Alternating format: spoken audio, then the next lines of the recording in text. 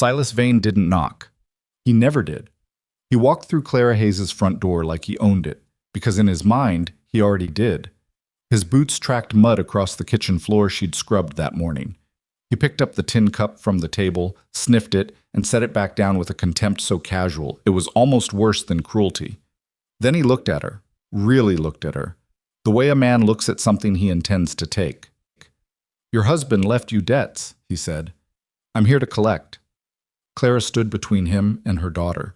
8-year-old Maggie pressed against her mother's back, fingers knotted in the fabric of Clara's apron. "You have until Friday," Silas said. "After that, I take the land, and the girl goes to the county home." He walked out the same way he came in, like she was already gone. Well, if you've ever watched someone threaten a mother in front of her child and felt your blood go cold, this story is for you. Before we go any further, if stories like this move you, please subscribe to the channel and hit the like button. Drop a comment telling me what city or country you're watching from. I want to see how far this story has traveled. Now let's get back to Raven Creek, Montana, 1884. And the morning a stranger rode in looking for a horse and found something that changed him completely. Ethan Cole had been riding since before the sun cleared the eastern ridge, and by the time Raven Creek appeared through the tree line, his horse was favoring its left foreleg, and his stomach had been empty for 6 hours. He was 38 years old, weathered in the way that men who work outdoors get weathered. Not dramatically, not picturesquely, just worn. There were lines around his eyes that hadn't been there at 30. His hands were calloused in specific places from specific work. He wasn't the kind of man who thought much about how he looked, which was partly why he looked the way he did. He needed a horse. That was the whole of it. The animal he was riding, a bay gelding named nothing in particular because Ethan didn't name horses, had pulled up lame 2 days back on the trail south of the Yellowstone.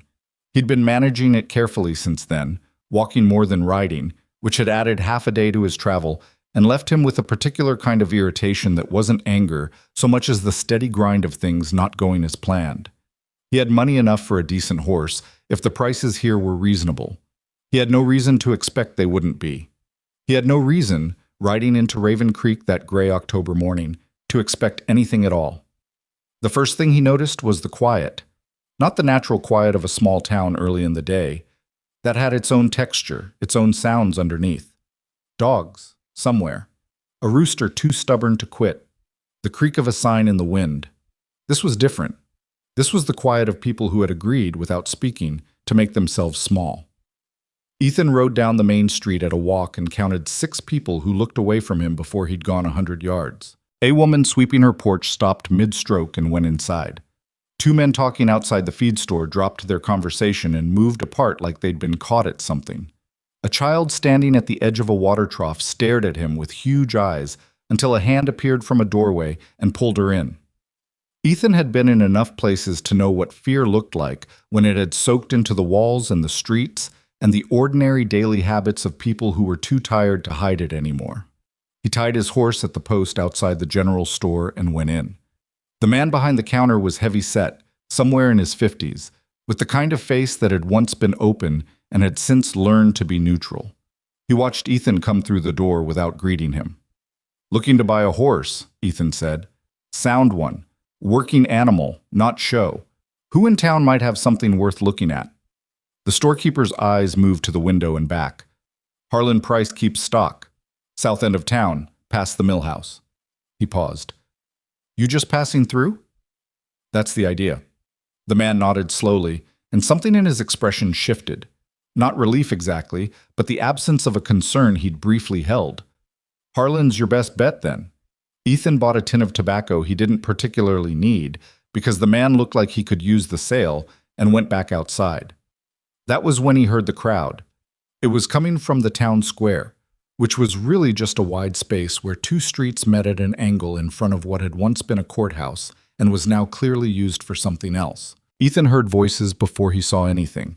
Not shouting, but the low collective sound of people gathered to watch something they hadn't chosen to see and couldn't look away from. He came around the corner of the millinery and stopped. There were maybe 30 people standing in a loose semicircle, and in the center of the space, kneeling in the dirt with her wrists tied in front of her, was a woman. She was somewhere in her mid-30s, dark-haired, with the particular posture of someone who refuses to fold even when they're on their knees. Her dress was torn at the shoulder. There was dirt on her face and something that might have been dried blood at her hairline. She was looking straight ahead at nothing, jaw set, breathing controlled, like she was managing herself the way you manage a fire, keeping it contained, not letting it get away from her.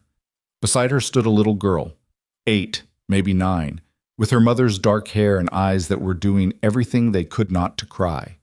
She was holding her mother's bound hands in both of hers, not trying to untie them, just holding on. Her chin was trembling. She was losing the fight against the tears, but she hadn't lost it yet. Standing over them both was a man Ethan didn't know but recognized immediately. He was around 60, broad-shouldered, dressed in the expensive plain style of men who have enough money that they don't need to show it. His face had the particular settled quality of someone who has never in his adult life had to consider whether he was allowed to do something. He was speaking, not loudly, to the woman on the ground. And whatever he was saying it for his own satisfaction, not for any audience. 2 men with rifles stood at his back. 4 more were scattered at the edges of the crowd. Ethan stood and looked at all of this for a moment. He had been in Raven Creek for less than 20 minutes. He had come here for a horse. He was aware, with the particular clarity that comes from being very tired and very hungry, and suddenly very awake, that the smart thing, the simple thing, was to turn around, go to the south end of town, find Harlan Price, look at horses, and be gone before noon. He was walking toward the square before he'd finished thinking it through. He didn't push through the crowd. He walked along the edge of it until he was close enough to hear what the man was saying. The words were low, almost conversational, something about obligations, about what happens to women who believe they have options when they don't. The little girl saw Ethan first. She looked up at him with those not quite crying eyes, and for a second she just stared, the way children stare at strangers when they're past the point of being cautious and just desperate. Then she let go of her mother's hands, took 3 quick steps, and grabbed the front of Ethan's coat with both fists. "Please don't leave," she said. Her voice was barely above a whisper. "They said my mother won't see tomorrow." Ethan looked down at her. He looked up at the man in the expensive coat. He looked at the woman in the dirt, who had turned her head now and was watching him with an expression he couldn't fully read, something between warning and a flicker of something she was trying not to let herself feel. He crouched down to the girl's level. "What's your name?" "Maggie." "And that's your mother?" "Yes, sir." "What's her name?" Clara Hayes." Ethan nodded once. He straightened up. He didn't leave. The man in the expensive coat had noticed him now. He turned with the unhurried certainty of someone who has never had to hurry, and he looked Ethan over in the way that powerful men sometimes look at strangers, cataloging them, deciding what category they belong to, assigning them their appropriate level of concern, which in this case appeared to be very little. "You're new," the man said. It wasn't a question. "Passing through," Ethan said. "Then pass." Ethan didn't move. What did the woman do? The man's expression shifted in a way that was almost imperceptible. Not anger. Not yet. More like the mild surprise of someone who reaches for a door handle and finds it locked when it shouldn't be. "That's not your concern." "Probably not," Ethan agreed. "What did she do?" Someone in the crowd made a small sound. Not a laugh, not a gasp. Something in between, the sound of people who have been holding their breath and just exhaled a little. The man looked at Ethan for another moment. Then he said, with the flatness of someone stating a fact, "Her name is Silas Vane.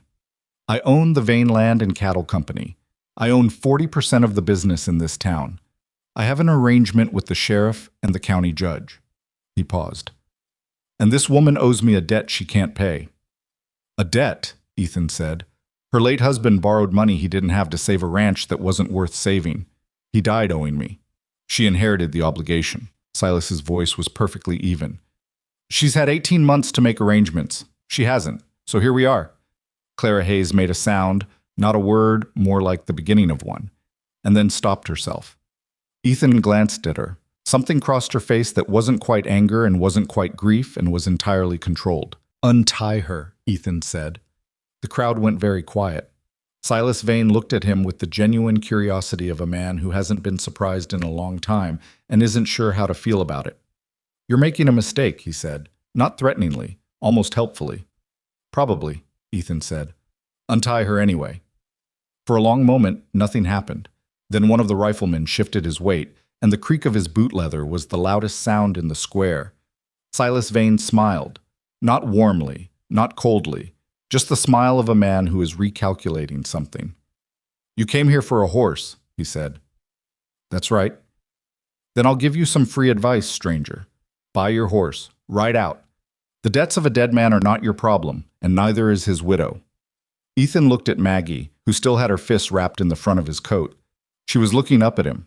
She wasn't crying yet, and the effort it was taking was visible in every muscle of her small face. "Maybe I came for a horse," Ethan said, "but I found something worth protecting." He said it quietly. Not for the crowd. Not even for Silas. He said it because it was the only true thing he'd come up with in the last 2 minutes. And when you're standing in a situation that has gotten ahead of your planning, the true thing is usually the best thing to stand on. Silas Vane looked at him for a long moment. Then he nodded. One slow, deliberate nod. "Cut her loose," he said to the man nearest him. The rope fell away from Clara's wrists. She didn't thank anyone. She stood up by herself, put her arm around Maggie, and looked at Ethan with an expression that had moved past the earlier calculation into something more complicated and less comfortable. The look of a woman who isn't sure whether this is help or just a new problem wearing a different face. "Silas Vane," a man at the edge of the crowd said, barely above a whisper. "He's Silas Vane, mister," Ethan had already guessed. Silas's men closed in loosely around him as Silas himself walked away, unhurried, back in the direction of what Ethan would later learn was the Vane Company offices at the far end of Main Street. He didn't look back, but one of the riflemen did. And what Ethan saw in that man's face wasn't threat and wasn't anger, it was pity. The genuine, helpless pity of someone watching another person walk towards something they can't see yet. The crowd dispersed quickly, the way crowds do when the show is over and everyone is simultaneously relieved and ashamed of the relief. Within 4 minutes, the square was nearly empty. The woman at the millinery had come back out to the porch, but she was sweeping the same section she'd been sweeping before, looking at the ground. Ethan stood where he was.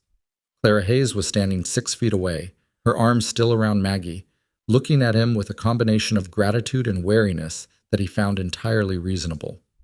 "You shouldn't have done that," she said. "Probably. He won't forget it." "I figured." She studied him. "You're not from here." "No." "Then you don't understand what you just did." Ethan looked around the empty square, at the closed doors, the averted windows, the town that had just watched something happen and gone back to pretending nothing had. "I think I've got a fair idea," he said. Clara shook her head, not dismissively, more like someone who has been explaining a danger for a long time to people who don't quite grasp the depth of it. Silas Vane has controlled this town for 11 years. The last man who publicly crossed him was found at the bottom of a ravine 6 days later with his horse missing and 2 broken legs that the doctor said could have been from a fall. She paused. "Could have been." Ethan absorbed this. "Where's the sheriff?" Clara laughed, a short, humorless sound. "At Silas's house right now, probably. Having dinner. They eat together on Wednesdays." It was Wednesday. Maggie had let go of Ethan's coat and was now standing beside her mother, watching him with the specific attention of a child who is trying to figure out what category of adult she's dealing with. Most adults, in Maggie Hayes' experience, fell into one of 2 groups: those who were frightened of Silas Vane and those who hadn't been here long enough to be. "What's your name?" Clara asked. "Ethan Cole." "Mr. Cole." She took a breath. "I'm grateful for what you did. I am. But you've put yourself in a position now, and I don't want that on my conscience. If you buy your horse and leave before sundown, you might be all right." Might, she agreed. Ethan looked at her, the torn shoulder of her dress, the dried blood at her hairline, the way she was holding herself, not defeated, not fragile, but carefully, the way you hold something that is under more pressure than it's meant to bear. "How long has he been after your land?" he asked. Clara was quiet for a moment. 3 years. It got worse after my husband died." "When was that?" 14 months ago." Ethan was quiet. Thomas found something, Clara said. Then she stopped. Found what? She looked at him, really looked at him, the long measuring look of someone trying to determine in 30 seconds whether a stranger is trustworthy, which is an impossible determination to make in 30 seconds, but sometimes the only option you have. Documents, she said finally. Papers. He found evidence that Silas had been forging land transfers, selling land that didn't belong to him, titles with dead men's signatures on them. She paused. He told me he was going to take it to the county authorities. 3 weeks later, he was dead. Accident? Heart failure. The way she said it carried everything she thought of that. And the documents? Thomas hid them. I know where they are. But the moment I moved to use them, she stopped again. Her arm tightened around Maggie's shoulders. He uses the girl, Ethan said. Clara nodded. Once. Barely. Ethan stood with that for a moment. The weight of it. The specific cruelty of it. Not the violence, but the architecture of it. The way Silas Vane had built a cage around this woman, using the one thing she couldn't protect herself by sacrificing. I'm not leaving tonight, Ethan said. Clara opened her mouth. Not because I think I'm the answer to your problem, he said. I'm not. I'm a man who needed a horse and got into something he didn't plan for. But I'm not leaving a woman and her child in this situation tonight with Silas Vane deciding what the next move looks like. Clara closed her mouth. She looked at him for a long moment. You can stay at the ranch, she said finally. The words came out like she'd surprised herself with them. For tonight. That's all I'm offering. That's all I'm asking, Ethan said. Maggie looked up at her mother, then at Ethan. Then, with the decisive pragmatism of a child who has been surviving things adults shouldn't have let her face, she said, We have to go before it gets dark. The road's harder to see at night, and the fence post on the east side is still broken. Clara looked at her daughter. Something shifted in her face, a flicker of something painful and enormous that she closed over very quickly. She's right, she said. We should go. They walked to where Clara had a horse and a battered wagon waiting at the edge of the square. Ethan led his lame gelding alongside. The sky was the color of tin. The wind had picked up. None of the people watching from their windows came out to see them off. Ethan hadn't expected them to. But as he climbed up onto the wagon seat and Clara clucked the horse into motion, he caught a glimpse of the storekeeper from the general store, standing just inside his window. The man was watching them go with the expression Ethan had seen on enough faces to know exactly what it meant. It was the look of a man who knows something is coming and has already decided he's too afraid to stop it. Ethan turned forward and watched the road. The fence post on the east side of the Hayes property was in fact broken. Maggie had not been exaggerating. Some things were exactly as bad as the child said they were. The Hayes Ranch was 3 miles east of town, and by the time the wagon rolled through the broken gate post Maggie had mentioned, the sky had gone the deep gray of an early October evening in Montana, the kind of gray that had weight to it, that pressed down on the land and made everything feel closer and smaller than it was. The property was not what Ethan had expected, though he couldn't have said exactly what he had expected. It wasn't ruined. Not yet. The main house was a solid timber structure, square and practical, built by someone who understood that shelter in this country was not a comfort but a necessity. The barn needed re-roofing on the west side. A section of fence along the south pasture had been repaired with wire that didn't quite match the original. The kitchen garden had been put to bed for winter with the particular care of someone who intends to use it again in spring and wants to believe they'll be there to do it. Clara pulled the wagon up beside the barn without ceremony and climbed down before Ethan could offer a hand. Not rudely, just with the automatic self-sufficiency of someone who has been managing alone long enough that assistance from another person requires a moment of cognitive adjustment before it can be accepted. Maggie jumped down from the back of the wagon and immediately went to the barn doors, pulling them open with practiced effort. The gray mare in the second stall, she told Ethan. She's gentle. You can put your horse next to her. Ethan led the lame gelding inside. The barn was warm with animal heat and smelled of hay and the particular mustiness of a working space that got used and cleaned but never quite gotten on top of. He found the stall Maggie had indicated, got his horse settled, checked the left foreleg again, still swollen at the fetlock, no worse than this morning, and went back out to find Clara unloading a crate from the wagon bed. Let me, he said. She looked at him.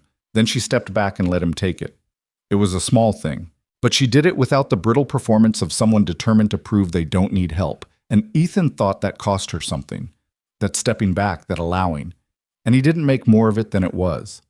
They got the wagon unloaded in silence. Maggie carried what she could.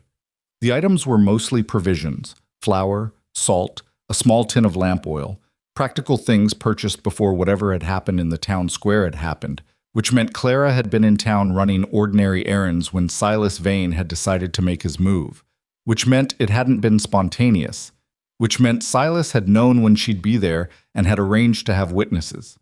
Ethan filed that away without commenting on it. Inside, the house had the same quality as the barn. Functional, carefully maintained, not quite keeping up. The furniture was good but old. There was a braided rug in front of the fireplace that had been repaired so many times in different places that the repairs had become part of the pattern. A child's drawings were tacked to the wall beside the kitchen window. Horses, mostly, and one that appeared to be a very large dog or possibly a bear. "That's Conductor," Maggie said, noticing Ethan looking at it. "He was our dog. He died in February." "I'm sorry," Ethan said. "He was old," Maggie said, with the particular fatalism of children who have been told this explanation enough times to have absorbed it, if not entirely accepted it. "Mama said he had a good life." Clara was at the stove, building up the fire. She moved with efficiency, not looking at either of them. "Sit down, Mr. Cole," she said. "I'll heat what I have." What she had was a pot of bean soup from 2 days prior, still good, and half a loaf of bread that was 1 day past ideal and still entirely edible. She put it on the table without apology, which Ethan appreciated. He'd been in houses where people apologized for the food, and it always made everyone uncomfortable and the food no better. Maggie sat across from him and watched him eat with the frank curiosity of a child who hasn't yet learned that staring is impolite or has learned it and decided there are situations where it doesn't apply. "Where are you from?" she asked. "Originally, Missouri. Been a while since I was there." "Do you have a family?" "Maggie," Clara said. "It's all right," Ethan said. He looked at the girl. "No, not anymore." Maggie considered this with the careful seriousness she seemed to bring to most things. "What happened to them?" "My wife died. Fever, 8 years ago. We didn't have children." "Are you sad about it still?" "Maggie," Clara's voice was sharper this time. "It's still right," Ethan said to Clara. Then to Maggie, "Sometimes, less than I used to be. That's mostly how grief works. It doesn't go away, it just takes up less space." Maggie nodded slowly, in the way children nod when they're storing something for later use. "That's what Mama says about Papa," she said. "She says it takes up less space. But sometimes I think she's lying about the less space part." Clara set her spoon down. The kitchen was very quiet for a moment. "Go get ready for bed," Clara said. "I haven't finished—" "Maggie!" The girl looked at her mother, then at Ethan, then got up from the table with the resigned dignity of someone who knows when a conversation is being ended and has chosen to exit gracefully rather than argue. She paused at the doorway. "Thank you for not leaving," she said to Ethan. Then she went down the hall. Clara sat with her soup for a moment without eating it. "She's perceptive," Ethan said. "She's too perceptive," Clara said. "For her age, for any age." She picked up her spoon again.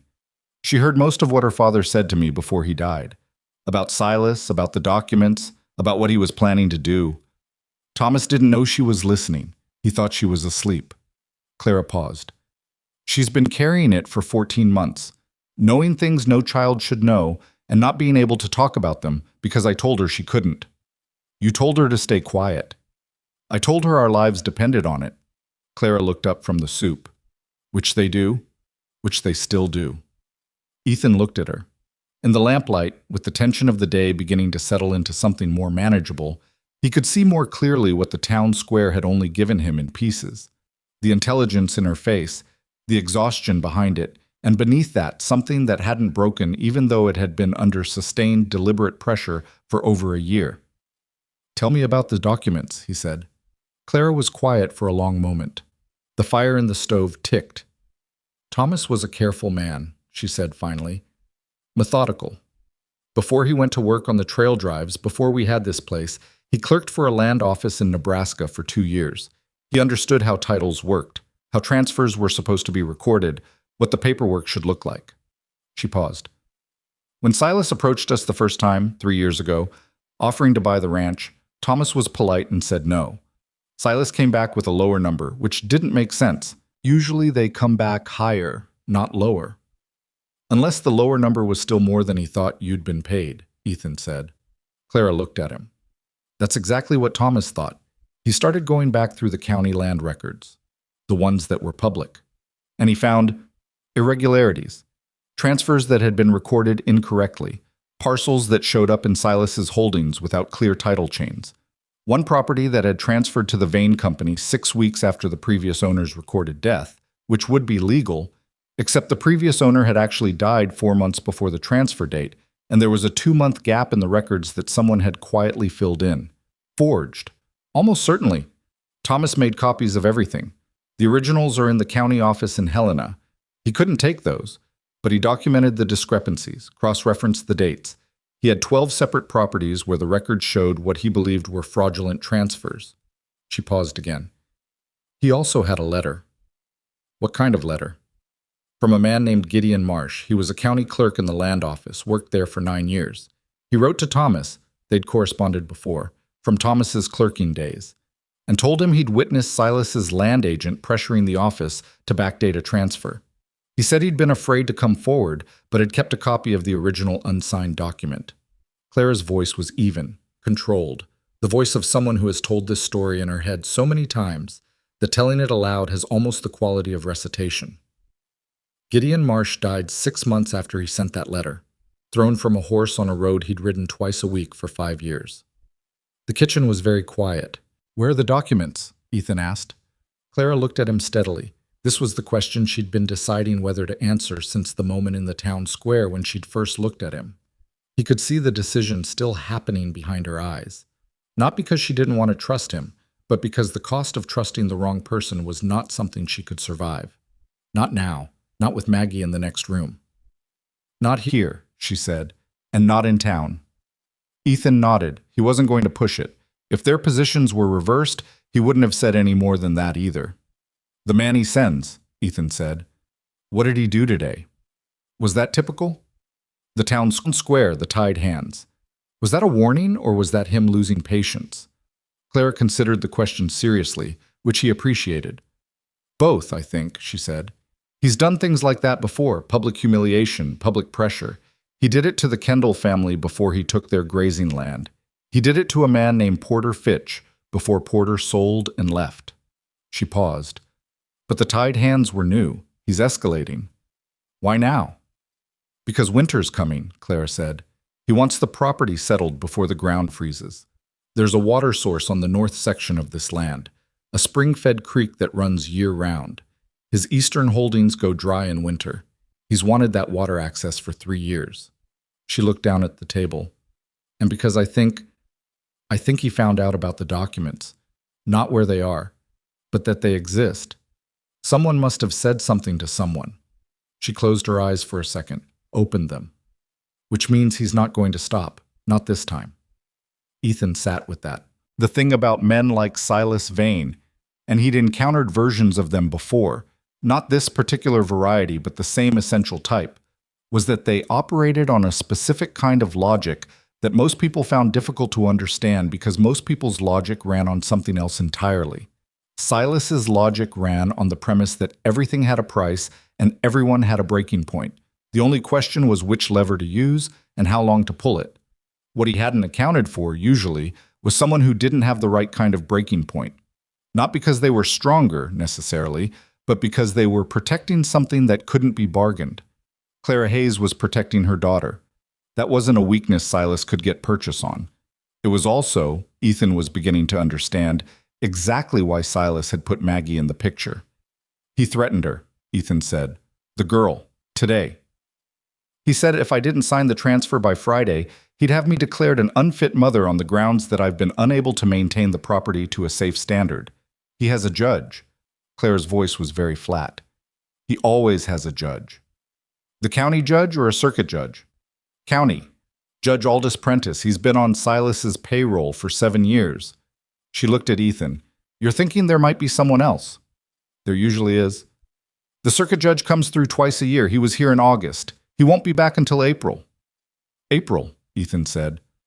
April, Clara agreed, and in the way she said it, all the weight of a Montana winter between now and then was audible. Ethan pushed back from the table. He wasn't full.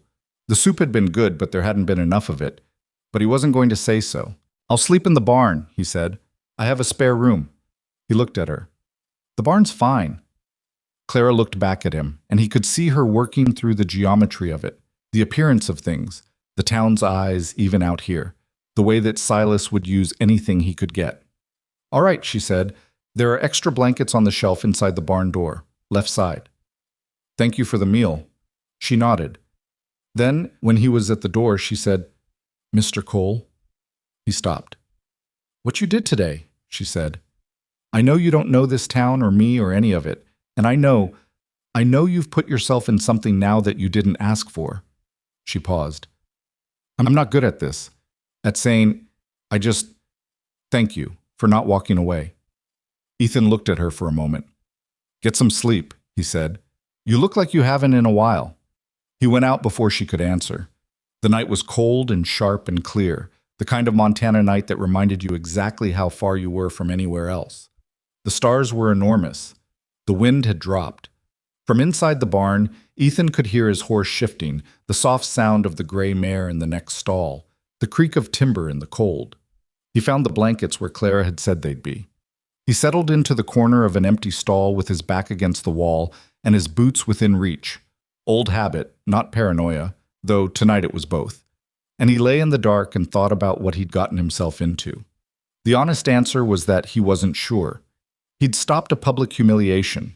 He'd bought Clara Hayes one evening of safety. Beyond that, the arithmetic was complicated. Silas Vane had the sheriff, a judge, armed men, and 11 years of practice at removing obstacles. Ethan had a lame horse, a moderate amount of money, an experience that was mostly useful in situations less structurally entrenched than this one. What he also had, and this was the part he turned over carefully in the dark, was the knowledge that the documents existed, and the knowledge that Clara hadn't told him where they were, which was smart. It was the right call. She didn't know him from anyone, but it meant that whatever happened next, he was going to have to earn that information the same way anyone earned anything real, by showing up and not disappearing when it got difficult. He was starting to drift towards sleep when he heard it. A sound that didn't belong to the barn. Not a horse sound, not a timber sound. Something outside on the west side of the structure. Soft. Deliberate. Ethan was on his feet before he was fully conscious of deciding to be. He moved to the barn wall and found a gap between two planks where the caulking had cracked and dried out, wide enough to see through if he put his eye to it. Two men. On foot. Coming from the west tree line. They weren't making much noise, which meant they'd had practice at this, which meant this wasn't the first time they'd come onto someone's property in the dark. They were moving toward the house. Ethan went out the back of the barn at a run, keeping low, using the bulk of the structure to stay out of their line of sight. He came around the north side, which put him between the men and the house, and he stopped at the corner of the barn where he could see the front yard. Hey, he said. Not loudly. The two men stopped. They were younger than he'd expected, early 30s maybe. Ranch hands, by the look of them. Silas's men, by the fact that they were here at all. One of them had a hand near his hip. The other was holding something, a bottle, Ethan realized, and even in the dark he could see the rag stuffed in the neck of it. His stomach went cold. Walk away, Ethan said. Vane's orders, the one with his hand near his hip said. He said it not aggressively, but almost apologetically, the way men deliver instructions they've been given by someone they're more afraid of than the person in front of them. I know whose orders, Ethan said. Walk away anyway. We're just supposed to give her a message. That's a hell of a message, Ethan said, looking at the bottle. The man holding it shifted his weight. He was young, younger up close, 28 maybe. There was something in his face that wasn't quite comfortable with what he was holding, and Ethan fixed on that. How much is he paying you? Ethan asked. He directed it at the younger one. The man didn't answer. Because this, Ethan said, this is where pain ends and hanging starts. You burn a woman's house with her child inside, there's no amount of money that gets you past that. The house is empty, the one with his hand near his hip said. We checked. They're asleep. The child is asleep, Ethan said. The house is very much not empty. A long silence. Then the younger man lowered the bottle. Come on, he said to the other one. Vane's not going to... Come on! His voice was harder now, the voice of someone who has made a decision and is committed to it. We'll tell him there were too many people around. We'll figure something out. The other man looked at Ethan for a moment. Then he turned and followed his partner back toward the tree line. They moved quickly now, not quietly, the noise of men who have stopped caring about being heard because they've already decided what they're doing. Ethan stood in the cold yard until they were gone. Then he stayed another 10 minutes to make sure they didn't come back around. His hands were steady. That surprised him a little. Usually, after something like that, there was a period of trembling, the body catching up to what had almost happened. Tonight his hands were just cold. He went back to the barn, but he didn't sleep. In the morning, Clara came out at first light and found him sitting outside the barn door with a cup of coffee he'd made on the small camp stove he carried in his saddlebag. She looked at him with the expression of someone who can read a night's worth of vigilance in a person's face when they know what they're looking at. They came last night, she said. It wasn't a question. 2 men, Ethan said. They went back. Clara looked at the ground. She was quiet for a long time. Then, he's going to keep sending people. I know. Until Friday. I know. She looked at him. That's 3 days. 3 days, Ethan agreed. She wrapped her arms around herself against the morning cold. She was wearing a heavy coat that had probably been her husband's, slightly too big in the shoulders. What do you think we should do? Ethan handed her the coffee. She took it without thinking, which she took as a sign that they were past a particular threshold of formality. I think we need those documents, he said, and I think we need someone outside this county who can receive them. Clara was quiet. There's a telegraph office in Millhaven, Ethan said, 40 miles east. I know where it is. Is there anyone there? Anyone connected to the county authorities in Helena who isn't in Silas's pocket? Clara thought for a moment. There's a man, a lawyer named Beaulieu, Francis Beaulieu. He handled some of Thomas's correspondence before Thomas died. He wrote to me once after he said if I ever had need of legal assistance, he would be available. She paused. I never wrote back. I was afraid Silas had someone watching the mail. He might, Ethan said, but Millhaven is outside the county. It's also 40 miles. How fast is your best horse?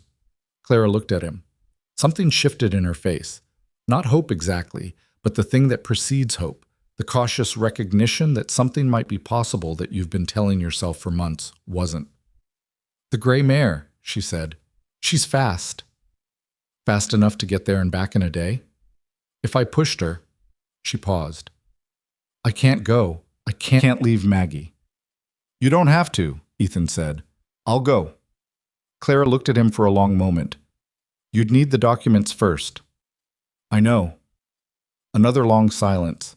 The morning was cold and still, and the light was coming up pale and thin over the eastern ridge, and somewhere in the distance a hawk called once and went quiet. They're at the Keller homestead, Clara said, 8 miles north of here. The property's been empty for 2 years. The family sold and moved to Oregon. There's a root cellar under the main house. Thomas built a false wall on the east side. The documents are in a tin box behind the wall. Ethan nodded. If Silas finds out you went there, he won't know until I'm back. You don't know that. No, Ethan agreed. I don't. Clara looked at the horizon, then down at the coffee cup in her hands. She turned it once, slowly, like she was reading something in it. If something happens to me, she said quietly and carefully, like she'd been saving the words up for the right moment. If something happens before this is over, Maggie goes to my sister in Billings. Her name is Ruth Alderman. She knows. Thomas and I arranged it. She looked up at Ethan. I just needed to tell someone else who knew. Ethan looked at her. Nothing's going to happen to you. You don't know that either. No, he said. I don't. She handed the cup back. I'll make breakfast, she said. Then you can take the mare. Ethan watched her go back inside. The door closed. Through the kitchen window he could see the lamp already lit, and after a moment the shape of her moving at the stove, and he thought about what it took to keep doing the ordinary things. Breakfast, blankets, fence posts. When the ground you were standing on had been shifting for over a year and showed no sign of holding. He drank the last of the cold coffee and went to check on his horse. The gelding's leg was marginally better. Not good, but better. Enough to rest on, not enough to ride any distance. He'd need the mare for the trip north, which meant Clara and Maggie were here without a rideable horse, which bothered him more than he let himself show. He was thinking through the geometry of this. Who was where? What could move and when? When Maggie appeared at the barn door in her coat and boots, her hair not yet brushed, carrying a tin plate with 2 biscuits on it. "Mama said to bring these out," she said. "She's making eggs." Ethan took the plate. "Thank you." Maggie came inside the barn and stood by the gray mare's stall, running her hand along the animal's neck with the confidence of a child who has been around horses her whole life. "Are you going somewhere today?" she asked. "Thought I might ride out for a few hours." Maggie was quiet for a moment. "North?" Ethan looked at her. The girl kept her hand moving along the mare's neck, not looking at him. "Papa used to go north sometimes," she said, "when he needed to check on things." She paused. "I know about the root cellar. I followed him once. He didn't know." Ethan set the biscuits down carefully. "Maggie." "I don't know what's in the box," she said quickly. "I didn't open it. I just know it's there because Papa was very careful about it, the way he was careful about the things that mattered." She finally looked at Ethan. "Is it going to help? Whatever's in there?" "I think so," Ethan said, "if we can get it to the right people."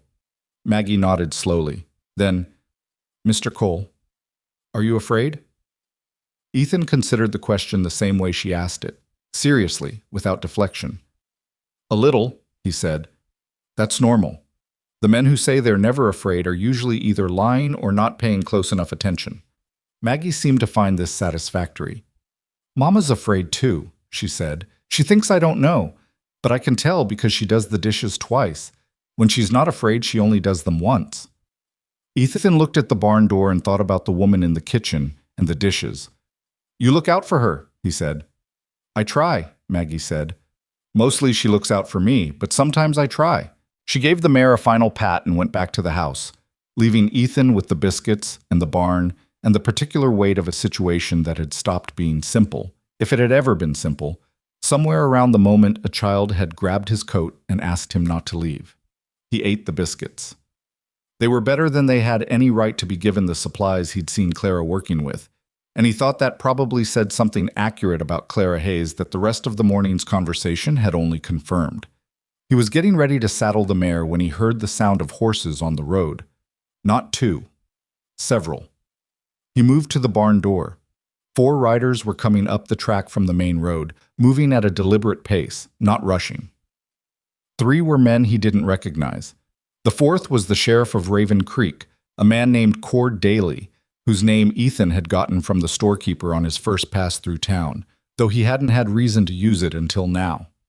Cord Daly was a heavy man in his 50s with a deputy's badge that had been a sheriff's badge for 12 years and still sat on his chest like it was slightly uncomfortable there.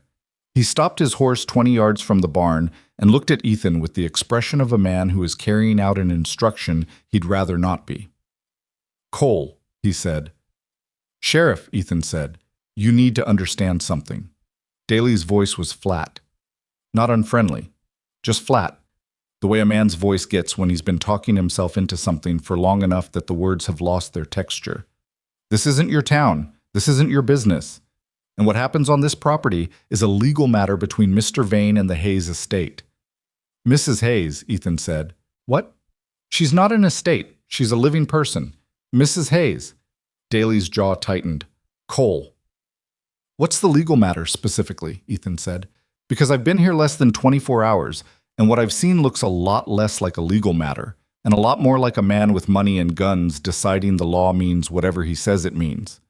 One of the men behind Daly moved his horse slightly to the left. Ethan clocked it. "I'm asking you to walk away," Daly said. "Not for Silas's sake, for your own." "And if I don't?"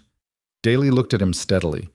There was something in the sheriff's face that wasn't quite corruption, or wasn't only that. It was something more complicated and, in its own way, sadder. The face of a man who made a choice a long time ago that seemed smaller then than it had turned out to be. "Then I can't protect you," he said, "and I genuinely wish I could." He turned his horse. The other 3 followed. Ethan watched them go. From the kitchen window, Clara and Maggie were watching too. When Ethan turned, Clara met his eyes through the glass. Her expression asked a question he didn't entirely have the answer to yet. He went back inside the barn, saddled the gray mare, and rode north.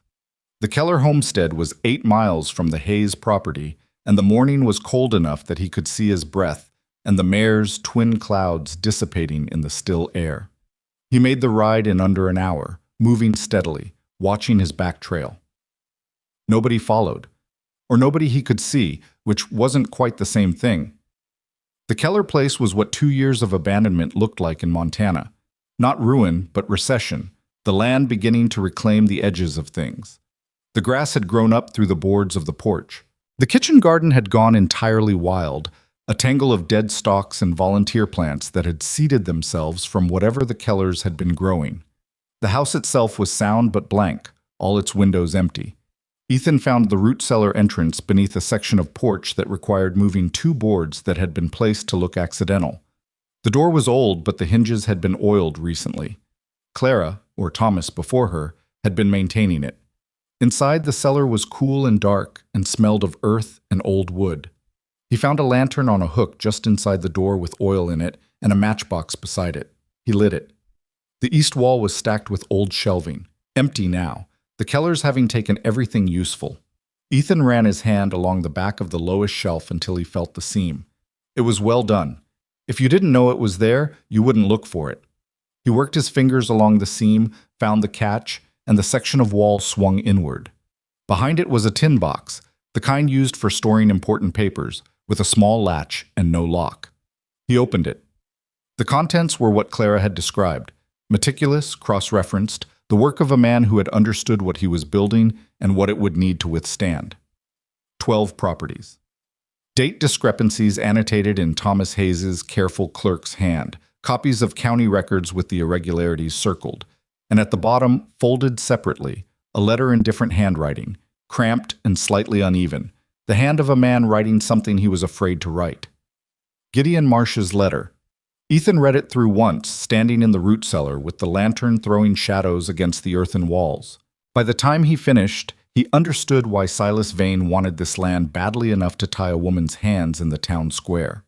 It wasn't about the water, it was about what Thomas Hayes had found, and what Silas had known Thomas found, and what Silas had known this whole time was sitting 8 miles north of the Hayes ranch, waiting for someone with enough reason to use it. He folded everything carefully back into the tin box, put the box inside his coat, and went back out to the mare. He had what he needed. What he didn't have was a clear road to Mill Haven, a telegraph office he could trust, or any certainty that Silas Vane didn't already have someone watching the Eastern Trail.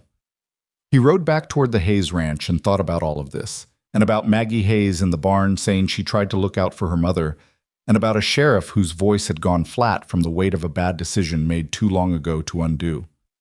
The sky was clear and cold and enormous overhead, the kind of sky that doesn't offer comfort or judgment, just space, just the bare fact of how much of it there is and how small everything underneath it turns out to be. Ethan rode on. I was 2 miles from the Hayes ranch when he saw the smoke. It was a thin column, pale against the cold blue of the morning sky, rising from the direction he'd come from.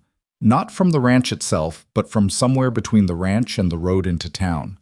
He pulled the mare up and watched it for a moment. Not a chimney fire. The color was wrong, too gray, and it wasn't coming from a fixed point the way chimney smoke did. It drifted and billowed and then thinned, the behavior of something that had been set deliberately and was now burning through whatever it had been set to burn. He put his heels to the mare and rode hard. The fire was at the fence line, the south pasture, the section Clara had repaired with mismatched wire. Someone had piled brush against 3 of the posts and lit it, and the posts themselves had caught, and the wire between them had begun to sag as the wood burned down. It was not a big fire. It was not meant to be. It was meant to be noticed and to require attention and to draw someone out of the house and away from whatever they were doing. Ethan understood this immediately and didn't stop. He rode straight to the house. Clara was at the fence. He could see her from 50 yards out, moving fast toward the smoke with a bucket in each hand, her coat open and flapping. She hadn't noticed him yet. Clara. He came around in front of her. Stop. She looked up, startled. The fence? The fence is the point, Ethan said. They want you out here. She stopped walking. Her eyes went from Ethan to the house and back. Maggie's inside. Go, Ethan said. She dropped both buckets and ran. Ethan dismounted and tied the mare to the nearest standing post, then went after her. He came through the front door 30 seconds behind Clara and found the house empty. Just the smell of wood smoke from the cook stove, the half-eaten breakfast still on the table, the morning light coming through the windows at a low, cold angle. Maggie, Clara called. Silence. Maggie? Her voice had changed, still controlled, but with something underneath it now that hadn't been there before. A note that had nothing to do with composure. She went down the hall at a near run, pushing open doors. Ethan went to the kitchen window and looked out at the back of the property. The barn, the empty paddock, the woodpile. Nothing moving. She's not here. Clara was back in the kitchen doorway.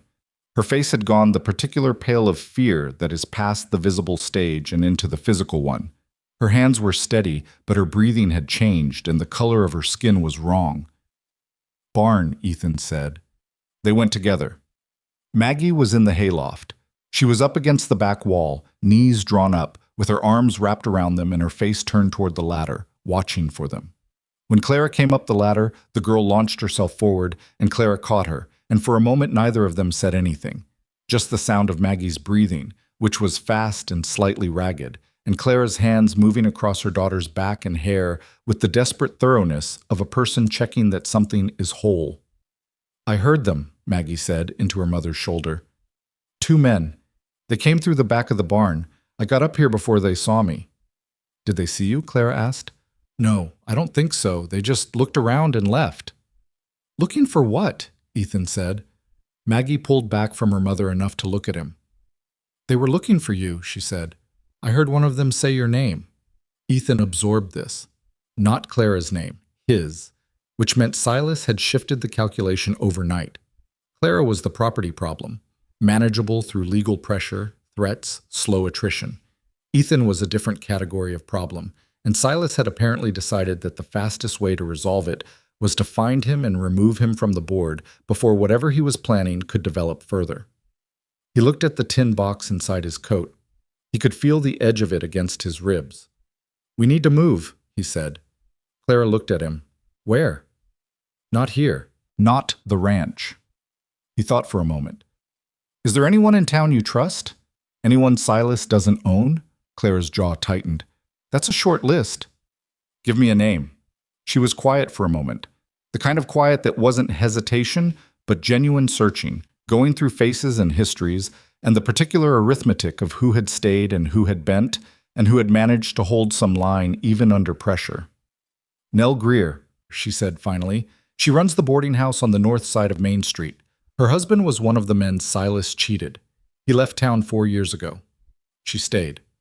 She never forgave Silas for what he did to the family, and she's made no secret of it. Clara paused. She's also the loudest woman in Raven Creek, and Silas has never touched her because touching her would make noise he doesn't want. Why? Her brother is a territorial newspaper editor in Great Falls. Clara looked at him steadily. Silas can buy judges and sheriffs. He can't as easily buy a newspaper, and he knows it. Ethan nodded. Can we get to her without being seen? Not through Main Street. There's a back road. It adds 20 minutes. We'll take it. They came down from the hayloft. Maggie went immediately to the gray mare, who was still tied at the fence post outside, and began checking the cinch with the automatic attention of a child raised around horses. Ethan watched her do it and thought there was something both impressive and wrong about a 9-year-old who knew to check the cinch without being told. He went to the fence and let the burning post collapse inward to contain the fire. It was nearly out on its own now, the brush having burned through and the posts mostly consumed, and stamped out the edges with his boot. His right boot had a hole near the sole that let the heat through, and he felt it and noted it and moved on. Clara came out of the house with a satchel and 2 rolled blankets. She'd changed into riding clothes, a heavier coat, different boots, her hair pulled back and pinned. She moved fast, without wasted motion, and Ethan noticed she came out of the house without looking back at it, which was either the act of someone who'd already made their peace with leaving or someone who couldn't afford to look. The documents, she said, glancing at his coat. I have them. All of it? The letter? Everything. She nodded once. Then she put the satchel across the saddle of her own horse, a stocky roan that she'd brought in from the south pasture while Ethan was dealing with the fence, and looked at him. The gray mare's faster, she said. If we get separated, we won't. If we do, she said firmly, take Maggie and don't stop. Whatever happens to me, don't stop. Ethan looked at her. That's not something I'm agreeing to. It's not a negotiation, Mr. Cole. No, he said, but it's still not something I'm agreeing to. Clara held his gaze for a moment. Then she turned to Maggie. Up, sweetheart. They rode. The back road to Raven Creek was exactly what Clara had called it. A road in the way that any path used regularly enough eventually becomes a road. Not graded, not cleared of obstacles, just worn into the landscape by the passage of hooves and wheels over enough years that the grass had given up trying to reclaim it. It wound north through a stand of pine and then cut east along a dry creek bed and came into the north end of town through the back lots behind the stable. Ethan watched the tree line the whole way. Nobody came out of it. Nell Greer's boarding house was a large, well-maintained structure that stood out on its block the way a person stands out who has refused to be diminished by the company they're keeping. The paint was fresh. The window boxes had dead flowers in them that had been properly cleared and turned under rather than left to rot. A sign by the front door said, Rooms, and below it, in smaller letters, no dogs and no exceptions. Clara tied her horse at the back and knocked on the rear door in a pattern that was clearly not random. 3, pause, 2. The woman who opened the door was somewhere between 55 and 65, with white hair pulled up in a style that suggested it had been elaborate once and had been maintained out of habit rather than vanity. She was broadly built, not fat, but substantial, with the hands of someone who'd been doing physical work for 30 years and the eyes of someone who'd been paying attention for just as long. She looked at Clara. She looked at Ethan. She looked at Maggie. Come in, she said. No questions yet, just that. Inside, the boarding house smelled of coffee and wood polish and something baking. Nell Greer led them through a back hallway into a large kitchen that was warmer than anywhere Ethan had been in the past 2 days, and she pulled out chairs at a work table without ceremony and said, Sit, and put a coffee pot on before she turned around. Someone's been lighting fires, she said, without preamble. I heard about the square yesterday. I heard Silas had men ride out toward your place last night. She was talking to Clara, but she was looking at Ethan. You're the one from Missouri. You've got good ears, Ethan said. I run a boarding house. I've had good ears for 30 years. She poured coffee. What do you have? Clara looked at Ethan. Ethan took the tin box out of his coat and set it on the table. Nell Greer looked at it. She didn't reach for it. Is that what I think it is? Thomas's documents, Claire said. Nell sat down. She put both hands flat on the table and looked at the box for a long moment with the expression of someone who has been waiting for something for a very long time and is not sure whether they trust that it's finally arrived. Thomas told Edmund Greer about those documents, she said quietly, before Thomas died. Edmund was one of the men whose land Silas took. She paused. That's partly why Edmund left. He couldn't stand being here, knowing what Silas had done and that there was nothing. She stopped. He told Edmund these papers could prove everything. They can, Ethan said. Nell looked at him steadily. You've read them. This morning. And? 12 properties, forged backdated records. A witness statement from a man who's dead. Ethan kept his voice even. It's enough, if it gets to the right authority. Francis Beaulieu, Clara said. Nell nodded immediately, which meant she'd already had the same thought. In Mill Haven. I need to get to the telegraph office there, Ethan said. Can I get through without Silas's men following? Nell thought about this with the focused practicality of someone who knows the physical geography of a problem as well as the human geography. The Eastern Road is watched. He's had a man at the junction since last week. I saw him riding out Tuesday. She drummed her fingers once. But there's a freight wagon goes to Millhaven Thursdays. Leaves from Harlan Price's place at the south end of town, 5 in the morning. Harlan Price is not Silas's man.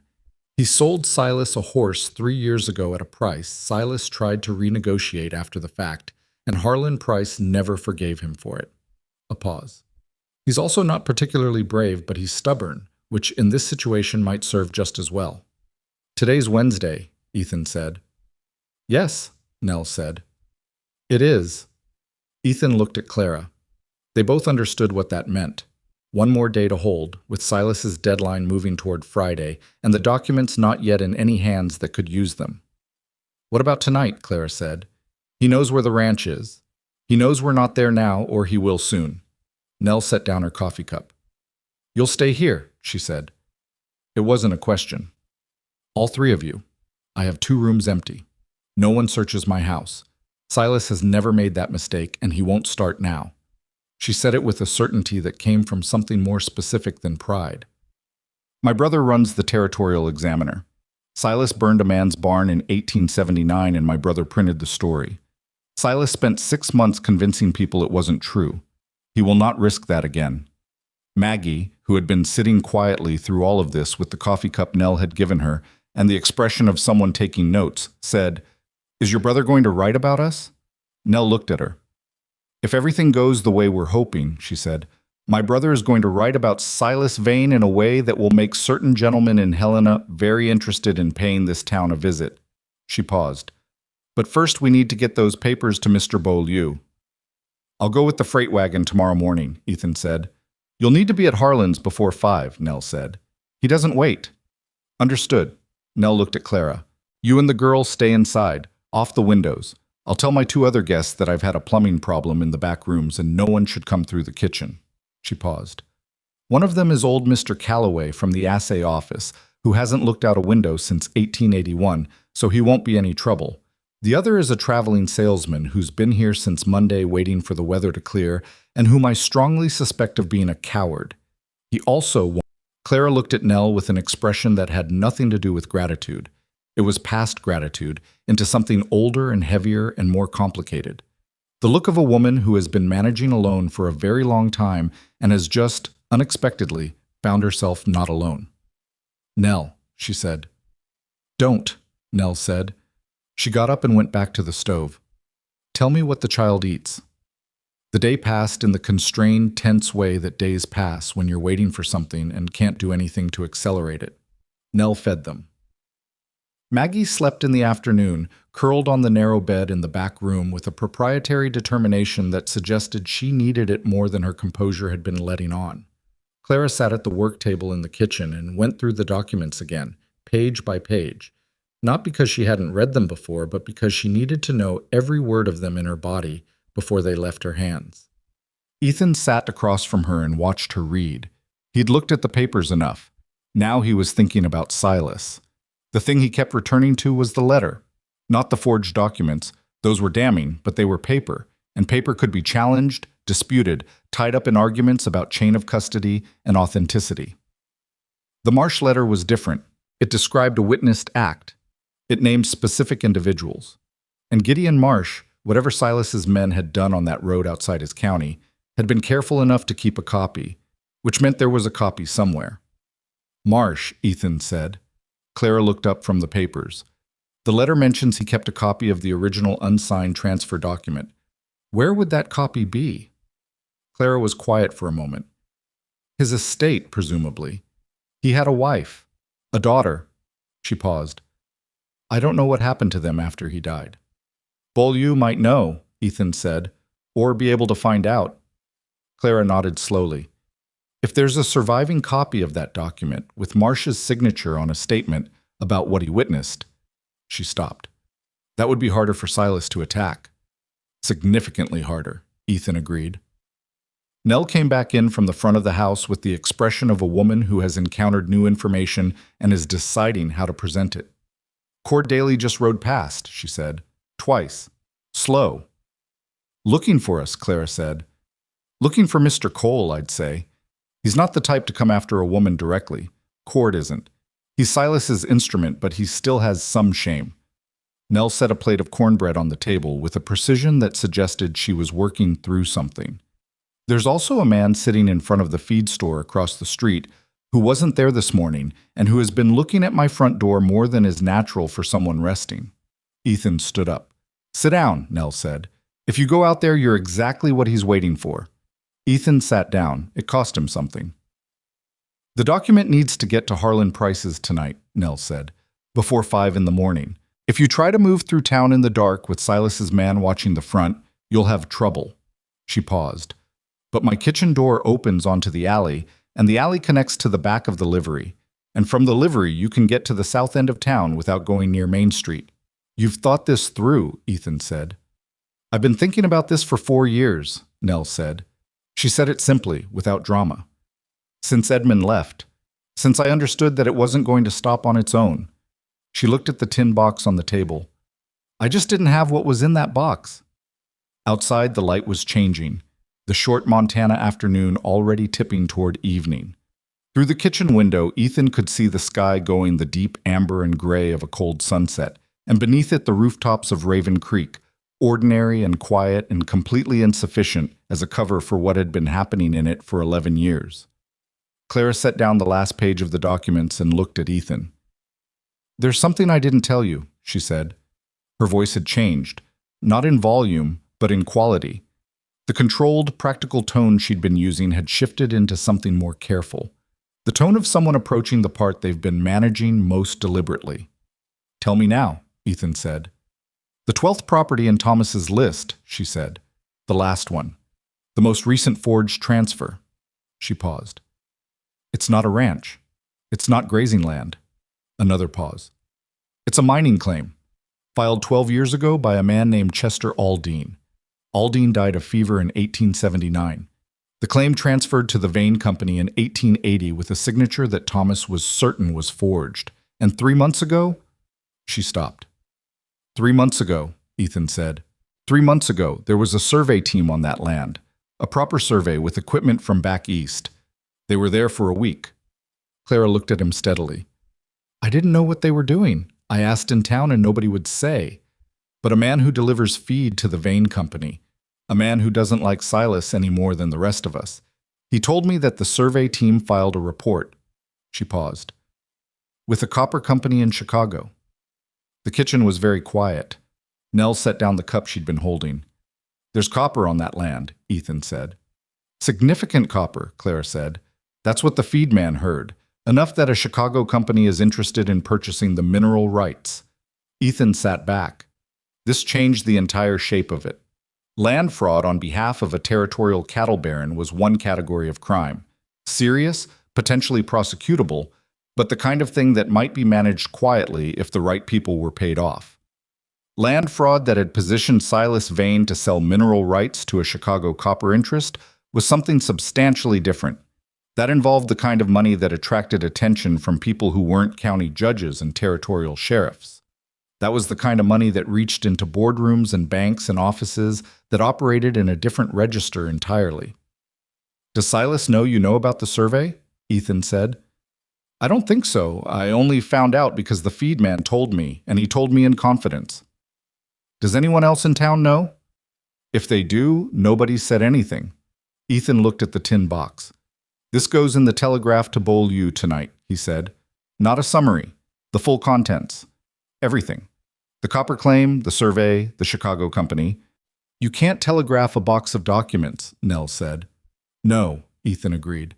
But I can telegraph a description detailed enough that Beaulieu knows exactly what's coming and can begin making arrangements before I arrive with the originals tomorrow. He paused. Who operates the telegraph office in Mill Haven? A man named Walt Purdy, Nell said. He's been there 12 years. He's reliable. And in Raven Creek? Amos Hicks, Nell said. Her expression answered the next question before he asked it.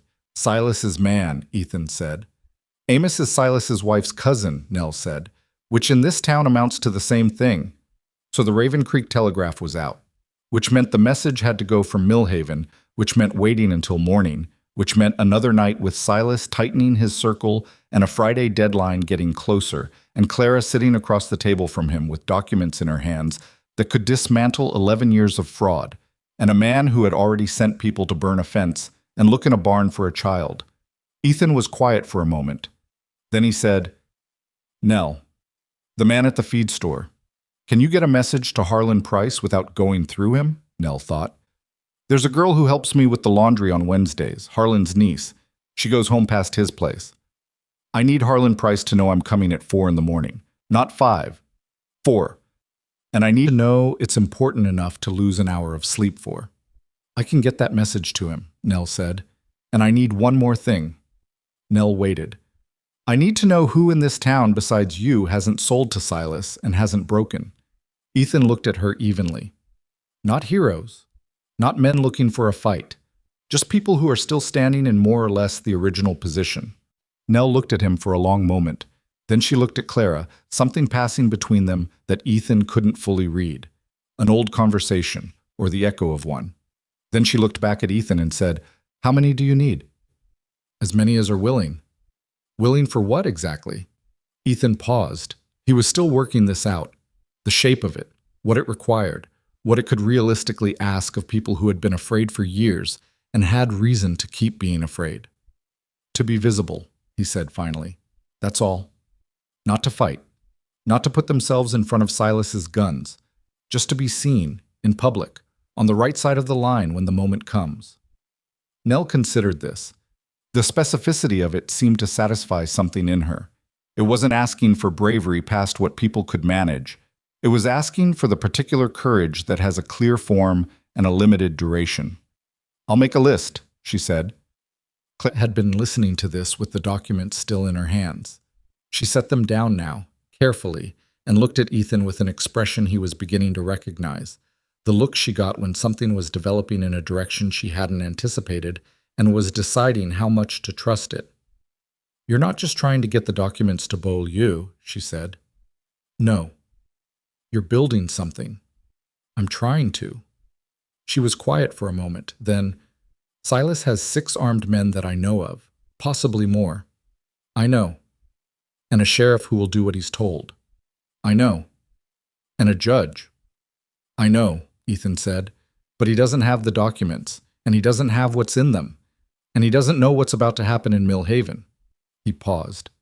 His power here runs on the assumption that there's no outside authority coming. The moment that assumption breaks, the moment people in this town see something happening that's bigger than Silas, the calculation changes. Clara looked at him. You're betting on people who have been afraid for years suddenly not being afraid. I'm betting on people who have been afraid for years being given a reason to stand up that's concrete enough and supported enough that the fear becomes manageable. He paused. Fear doesn't disappear. It just gets weighed against something else. Right now, what's on the other side of the scale is nothing, because nobody's put anything there. He nodded at the tin box. We're about to put something there. The kitchen was quiet again. The fire in the stove ticked. You really believe that, Clara said. It wasn't quite a question. I've seen it work, Ethan said. Not always, not perfectly, but often enough. Clara looked at the tin box for a long moment. Then she looked at Nell. Something passed between them again. That old conversation, or the agreement to continue it differently now. Make your list, Clara said to Nell. Night came down over Raven Creek the way nights came down in late October in Montana, fast and complete, like a door being shut. The temperature dropped 20 degrees in the space of 2 hours. The man at the feed store across the street pulled his collar up and eventually went inside, either from cold or boredom or both.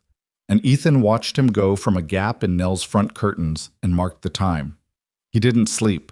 He sat at the kitchen table with the tin box and Nell's lamp and went through the documents one more time, building in his mind the precise sequence of what he needed to say in the telegraph message.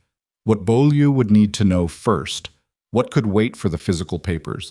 What details were specific enough to establish credibility with a lawyer who had never met him and had only Clara's word, via Thomas's letters, that Ethan Cole was anyone worth listening to? Around midnight, Clara came into the kitchen. She was wearing the same clothes she'd had on all day, which told him she hadn't tried to sleep either. She sat down across from him and looked at the papers spread on the table and then at him. You never told me, she said. Why you really stayed? Ethan looked at her. I know what you said in the square, she continued. Found something worth protecting. I'm not discounting it, but that's not the whole of it, is it? He thought about how to answer that honestly. It took him a moment. I've been moving since my wife died, he said finally. Ranch to ranch, territory to territory. Not running from anything specific, just moving. It's easy to keep moving when you don't have a reason to stop. He paused. I came into this town and I saw what was happening, and I thought, This isn't right.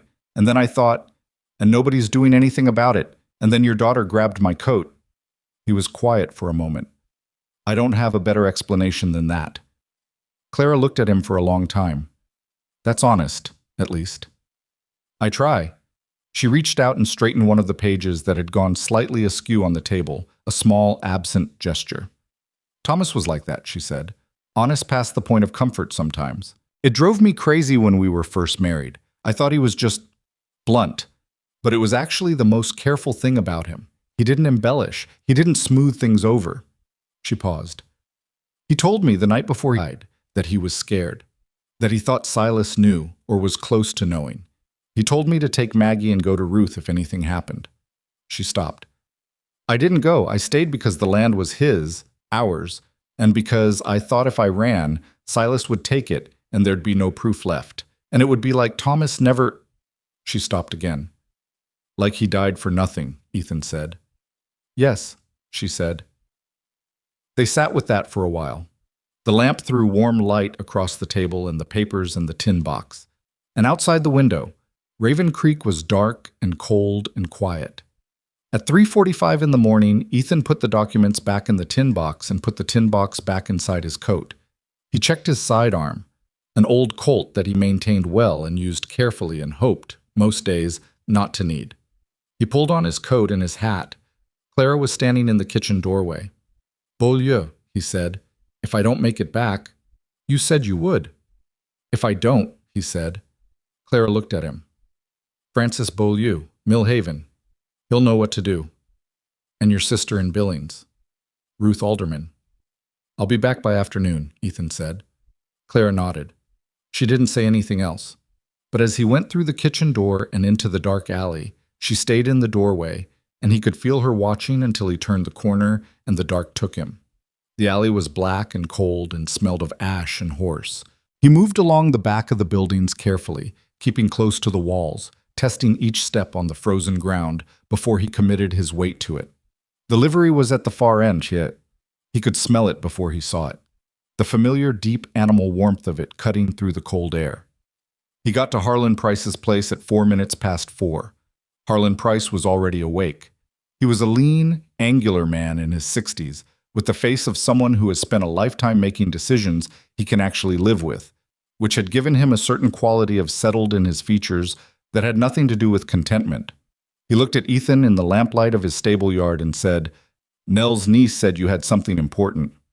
The most important thing that's moved through this county in 11 years, Ethan said.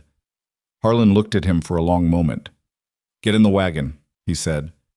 They rolled out of Raven Creek in the dark, heading east toward Millhaven, the wagon wheels loud on the frozen road and the sky above them enormous and cold and full of stars that didn't care about any of it. Behind them, in Nell Greer's boarding house, Clara Hayes sat with her daughter and waited. And in the Vane Company offices at the far end of Main Street, a lamp was still burning. The road to Millhaven was 40 miles of frozen ground and dark sky, and Harlan Price drove it the way he did everything, without conversation, without complaint, and without any apparent need for either. He sat on the wagon bench with his hat pulled low and his coat buttoned to the throat and handled the two-horse team with the economical authority of a man who has been doing something long enough that it requires no conscious attention. Ethan sat beside him and watched the road and the tree line on both sides of it and said nothing for the first hour, which Harlan seemed to find entirely acceptable. They were 6 miles out of Raven Creek when Harlan said, without preamble, Silas Vane tried to renegotiate a horse price after the animal was already in his pasture. I heard, Ethan said. $1,400 horse. We shook on 13. He sent his man back with $1,250 and a letter about defects that weren't there when I sold the animal. Harlan was quiet for a moment. I took $1,250. I needed the money, but I remembered. He clucked at the horses without urgency. I've been remembering for 3 years. Ethan looked at the road ahead. You'll have a chance to do something with that memory before this is over. Harlan didn't respond immediately. Then, what kind of something? The visible kind, Ethan said. Standing somewhere at the right moment and being counted. Another silence. That the same as getting shot at? I'm trying to make sure it isn't, Ethan said. Harlan grunted. A sound that wasn't agreement and wasn't refusal. The sound of a man filing information for later consideration. He didn't speak again for another 20 minutes, and when he did, it was to point out a section of the road that had iced overnight and required a slower approach, which was entirely practical and had nothing to do with Silas Vane. They reached Millhaven at 8:30 in the morning. It was larger than Raven Creek, a proper town with a defined main street and two side streets and a hotel that had a second story and a bank with brick facing on the front. The telegraph office was beside the post office on the east side of the main street, a narrow building with a glass window and a lamp already burning inside. Walt Purdy was behind the counter when Ethan came in, a compact man in his 40s with wire-rimmed spectacles and ink stains on 3 fingers of his right hand that suggested he'd been doing this work long enough that the stains had become permanent. He looked up at Ethan with professional neutrality. "I need to send a message," Ethan said, "to a lawyer in this town named Francis Beaulieu." "Beaulieu's office is 2 blocks north," Purdy said. "Faster to walk." Ethan blinked. Then, "He's here, in Millhaven. Lives here. Born here." Purdy looked at him mildly. "His father built half the buildings on this street. You didn't know that?" "I knew he practiced here," Ethan said. "I didn't know how to find him." Purdy gave him the address with the matter-of-fact helpfulness of a man who understands that information in the right place at the right time is the most useful thing in any given situation, which was, Ethan reflected, probably why Walt Purdy had been operating a telegraph office for 12 years. Beaulieu's office was above a dry goods store, reached by an exterior staircase on the south side of the building.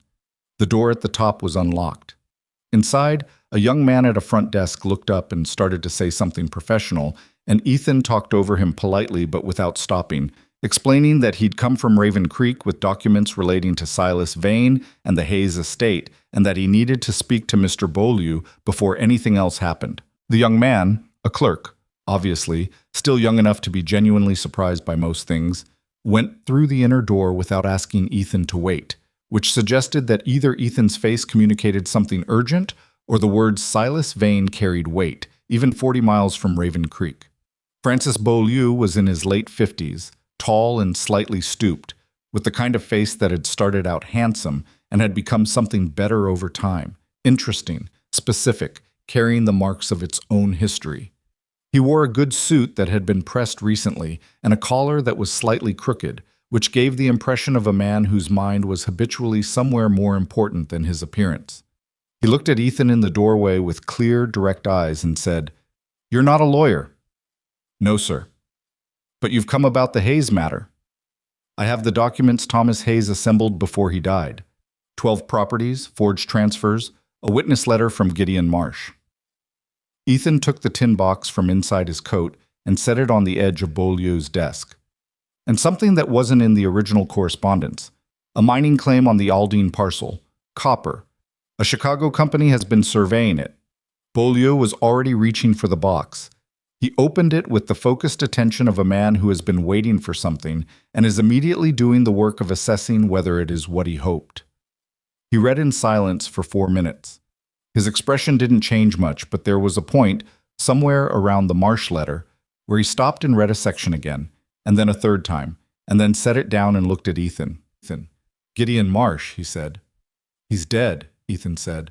"Thrown from a horse. 6 months after he sent that letter." I know Gideon Marsh is dead," Beaulieu said. "I also know that Gideon Marsh was a careful man. He told me once, years ago, that he kept copies of everything he considered significant." He paused. "His daughter lives in Helena. Her name is Agnes Marsh Caldwell." Ethan felt something shift in his chest. The slight recalibration that happens when a piece you'd suspected existed turns out to actually be there. "She might have the copy of the original document, the unsigned transfer he mentions in the letter." "She might," Beaulieu said. He was already moving to a filing cabinet on the east wall, pulling open the third drawer, flipping through folders with practiced efficiency. "I have corresponded with Mrs. Hayes twice since Thomas's death. I told her my assistance was available. She didn't respond." He didn't say this critically. He said it the way you state a fact that had its own logic, even if the logic had been painful. "I assumed she was afraid of drawing attention." "She was," Ethan said. "She was right to be." Beaulieu found what he was looking for. A folder, thin, with 2 letters clipped inside. He opened it and read the top letter quickly, refreshing himself. The copper claim changes everything, he said. Land fraud in a cattle county is serious but manageable. There are judges who would treat it as a local matter, keep it quiet. Fraudulent mineral rights connected to a Chicago copper company creates a federal interest. He looked at Ethan. Who knows about the survey in Raven Creek? Clara Hayes, Nell Greer, and I assume Silas himself, though he may not know that Clara knows. Does Silas know these documents have left his county? Not yet. He will soon. His deadline is Friday. Today's Thursday. He'll move against Clara when he realizes she's not at the ranch and the documents have gone. Beaulieu set down the folder. He looked at the tin box. He looked at Ethan. How much time do we have? Not enough to do it properly, Ethan said. Enough to do it. Beaulieu was quiet for exactly 3 seconds. Ethan counted them, not deliberately, but because the silence had a shape. Then he said, My clerk is going to send 2 telegraphs. One to a colleague in Helena with the Territorial Land Office, a man named Archer Dean, who I have trusted for 20 years, and who will know immediately what the mining claim means and who to contact. The second to Agnes Marsh Caldwell. He was already moving toward the inner door. I need 2 hours to prepare the legal filings. The documents stay here. You'll have a receipt. Can you get back to Raven Creek by early afternoon? Harlan Price's wagon is at the feed store, Ethan said. We can leave within the hour. Leave in 2 hours, Beaulieu said. I'm coming with you. Ethan looked at him. I've been corresponding with this situation for 14 months, Beaulieu said, with the mild firmness of a man who has made a decision and is done discussing it. I would like to be present when it resolves. He paused. Also, I have a letter in that file from Thomas Hayes written 3 weeks before he died, in which he described Silas Vane's methods in specific enough detail that I've always believed Thomas was telling me something he didn't expect to be able to tell me in person. He closed the file. I owe it to him to be there. He went through the door to his clerk before Ethan could respond. Ethan stood in the office alone for a moment. He looked at the tin box on the desk, lighter now, with the documents transferred to Beaulieu's care, but still present, still real. He thought about Clara in Nell Greer's kitchen. He thought about Maggie in the hayloft with her arms around her knees, listening for footsteps on the ladder. He went downstairs to find Harlan Price and tell him to add a passenger. Harlan's response to this news was to look at the sky, assess the weather, and say that it would be close, but they could make it back before dark if they didn't stop unnecessarily. This was as close to enthusiasm as Harlan Price appeared to get, and Ethan accepted it in the spirit it was offered. They left Millhaven at 10:30, 3 people on a freight wagon with the documents in Beaulieu's leather case and a set of legal filings that had been prepared with remarkable speed by a man who had clearly been thinking through their content for some time. Beaulieu sat in the wagon bed on a folded blanket and used the travel time to read through everything again, making notes in a small book with a pencil that he kept behind his ear when he wasn't using it. The road west was cold and clear, and nobody followed them, or nobody they could see. Ethan watched the tree line. 40 miles was a long time to watch a tree line. He used it to think about what was waiting in Raven Creek, not in the abstract sense of Silas Vane's resources and intentions, which he'd already mapped as thoroughly as he could, but in the specific sense of timing. Silas's deadline was tomorrow. But Silas was not a man who waited for his own deadlines if circumstances accelerated. If he'd discovered that Clara had left the ranch, that the documents had moved, that Ethan had ridden out before dawn, any of those things might move his hand earlier. They were 2 hours out of Raven Creek when Harlan said, "Rider coming up behind." Ethan turned. There was one rider coming fast from the east. Not from Raven Creek, from a trail that cut south off the main road. Coming at the kind of pace that wasn't travel was something else. "Hold up," Ethan said. Harlan pulled the team to a stop. The rider came up alongside them and pulled his horse around. A young man, late 20s, breathing hard, his horse dark with sweat despite the cold. Ethan didn't recognize him, but Harlan did. "That's Pete Alderman," Harlan said. "He works the Daniels spread east of town." Pete Alderman looked at Ethan with the urgency of someone carrying a message that has been burning a hole in him the whole ride. "You're Cole," he said. "Nell Greer sent me. She said to find you on the Millhaven Road." "What happened?" Ethan said. Not a question. "Silas moved this morning," Pete said. "He found out Mrs. Hayes wasn't at the ranch. Somebody told him, I don't know who. He sent men to Nell's place around 9 o'clock. They didn't go in. Nell's Nell. Nobody goes in without her say, but they're watching both doors now. He paused, catching his breath. And Cord Daly went to the boarding house an hour ago and told Nell he had a writ. Said it was signed by Judge Prentice. Said it authorized him to take custody of Maggie Hayes pending an assessment of maternal fitness. The wagon was very quiet. Did he go in? Ethan said. Nell wouldn't let him. She said the writ wasn't proper procedure, and she'd want to see the original seal, and she had questions about jurisdiction. She said it loud enough that half the street heard it. Pete's mouth did something that was almost a smile and then wasn't. Cord backed down, for now. But Nell says it's only a matter of time. Maybe hours. Ethan looked at Beaulieu. Beaulieu had stopped writing in his notebook. He was holding it closed in both hands and looking at Pete Alderman with an expression that had moved past legal assessment into something more immediate. A writ authorizing the removal of a child from her mother's custody, issued by a county judge with no circuit court review, on grounds of fitness with no hearing scheduled, he said. How long has Cord Daly had this writ? Don't know, Pete said. Nell thinks it was prepared yesterday, after Silas found out Cole was in town. Prepared in advance, Beaulieu said. He said it with a specific quietness that was colder than anger. Before there was any assessment, before any formal complaint. He opened his notebook and wrote something. That writ is illegal on its face. There is no circumstance under which a county judge can authorize the removal of a minor from a parent's custody without a hearing, regardless of the grounds, unless there is immediate documented danger to the child. He paused. Which there is not, because the only people presenting any danger to that child are the people who issued the writ. Can you stop it? Ethan said. I can make it very expensive for everyone involved to proceed with it, Beaulieu said. That's not quite the same thing, but in this particular case it may amount to it. He looked at Harlan. How fast can you get this wagon to Raven Creek? Harlan looked at his horses. He looked at the road. Hour and a half, he said. If I push them. Push them, Ethan said. Harlan pushed them.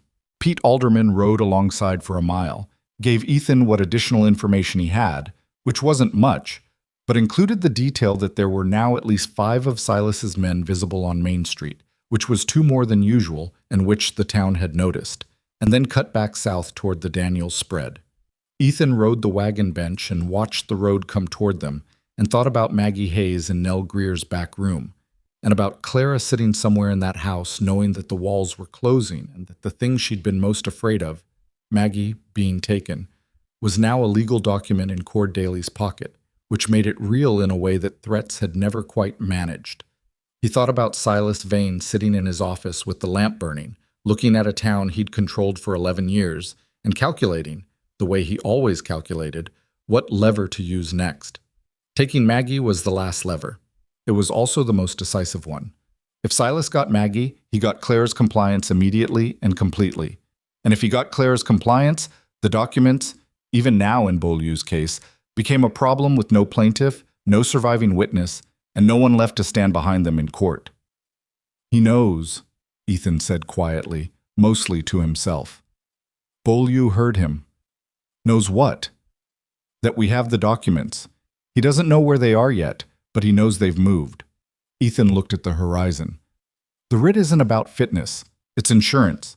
If he can't stop the documents, he takes the one thing that will make Clara sign anything he puts in front of her. Beaulieu was quiet for a moment. He needs her signature on the property transfer for it to hold up even minimally. A forced signature under legal duress over a child's custody. He's not thinking about what holds up, Ethan said. He's thinking about what works in the next 48 hours.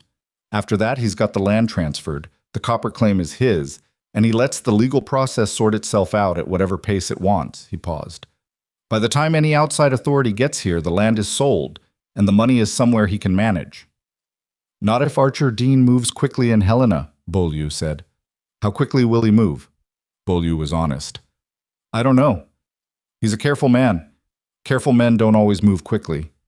Then we need to hold the line here until he does. They came over the last rise before Raven Creek at 20 minutes past 1 in the afternoon. The town was visible below. The rooftops, the church steeple, the water tower, the flat geometry of a small town laid out on flat land with the mountains behind it that didn't care about any of the human business happening at their feet. From this elevation, Ethan could see Main Street clearly enough to count the horses tied at the rails. There were more than usual. 9 horses on Main Street, Harlan said, squinting. I count 8, Ethan said. My eyes are better than yours, Harlan said, without pride, as a simple statement of fact. Either number was more than Raven Creek's morning traffic warranted. Silas had called people in. Nell's boarding house, Ethan said. Go directly there. Back entrance. I know where it is, Harlan said. They came down the rise and into town on the North Road, which brought them in past the feed store and the livery and kept them off Main Street entirely. Harlan navigated the back alleys with the confidence of a man who has been delivering freight in this town for 20 years and knows every shortcut it contains. They pulled up at Nell's rear door. Nell herself opened it before Harlan had stopped the horses completely. She looked at the wagon, saw Beaulieu climbing down from the bed, and said, You brought a lawyer. Francis Beaulieu, Beaulieu said, extending his hand. I know who you are, Nell said. She shook his hand once firmly and stepped back. Come in, both of you. Inside, the kitchen was warmer than Ethan remembered, or he was colder from the ride than he'd realized. Clara was at the table. She stood up when Ethan came through the door, and something moved across her face. Relief, quickly followed by the reassertion of control, and then a complicated mixture of both that she didn't quite manage to fully contain. You're back, she said. I said I would be. She looked at Beaulieu. Her expression shifted into something careful and formal. The look of someone meeting a name they've been holding at a distance for a long time and aren't sure how to have suddenly in the same room. Mr. Beaulieu. Mrs. Hayes. He looked at her with the same direct clarity he'd had in his office, but softer at the edges. I'm sorry I wasn't more useful sooner. I should have come myself instead of waiting for correspondence. I wouldn't have let you in, Clara said. It was honest, and she knew it, and she said it without apology. At the time. I know, Beaulieu said. That's also why I should have tried harder. Clara looked at him for a moment. Then she nodded, not accepting the apology exactly, more acknowledging that the conversation about it could wait until everything else was finished. Where's Maggie? Ethan asked. Back room, Nell said. She's been there all morning. I told her we were having a meeting, and the meeting was private. Nell's expression made clear that Maggie had accepted this explanation while making it equally clear that she accepted it as a courtesy and not because she was unaware of what was happening. Cord Daly's writ, Ethan said to Nell. He's been back once since Pete rode out, Nell said. Came to the front door around noon. I told him through the door that I'd spoken to a legal representative and had reason to believe the writ was improperly issued and that any further attempt to execute it would result in a formal challenge at the territorial level. She paused. He stood on my porch for about 2 minutes and then left. Did he believe you? Ethan said. He didn't know whether to believe me. That's almost as good. Nell looked at Beaulieu. Is it true?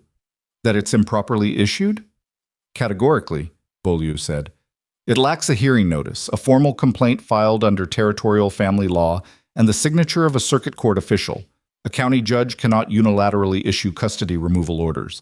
Judge Prentice either doesn't know that or doesn't care. Doesn't care, Clara and Nell said simultaneously. Beaulieu accepted this.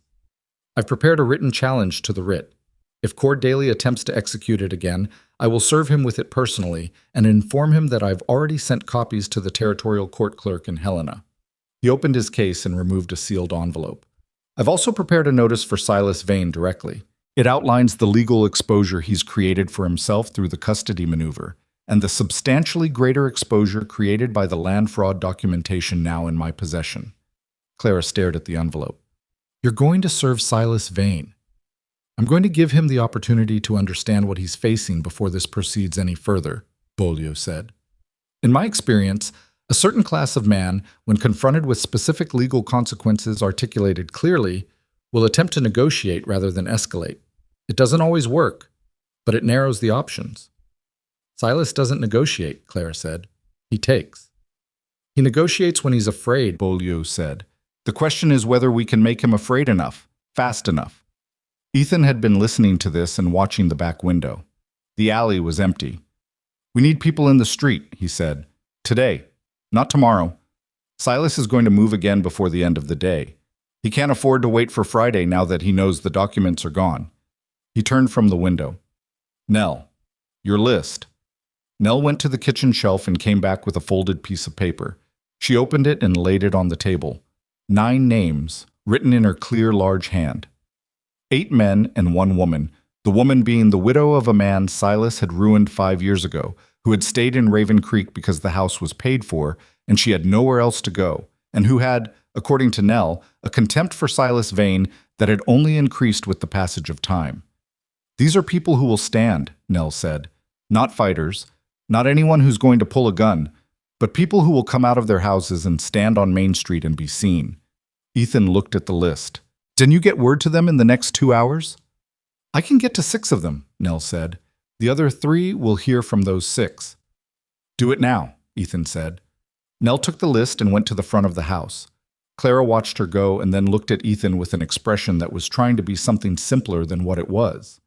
You think it'll work, she said. People standing in a street. Silas's power is the perception that he's untouchable, Ethan said. The moment people in this town see him being visibly challenged, legally, with a lawyer, with witnesses, in public, that perception starts to crack. He paused. Cracks spread. And if they don't crack fast enough? Then Beaulieu's paperwork buys us time until Helena responds. He paused. We just have to hold today. Clara looked at him steadily. There was something in her face that had changed since this morning. Not relaxed, nothing about this situation permitted relaxation, but differently structured.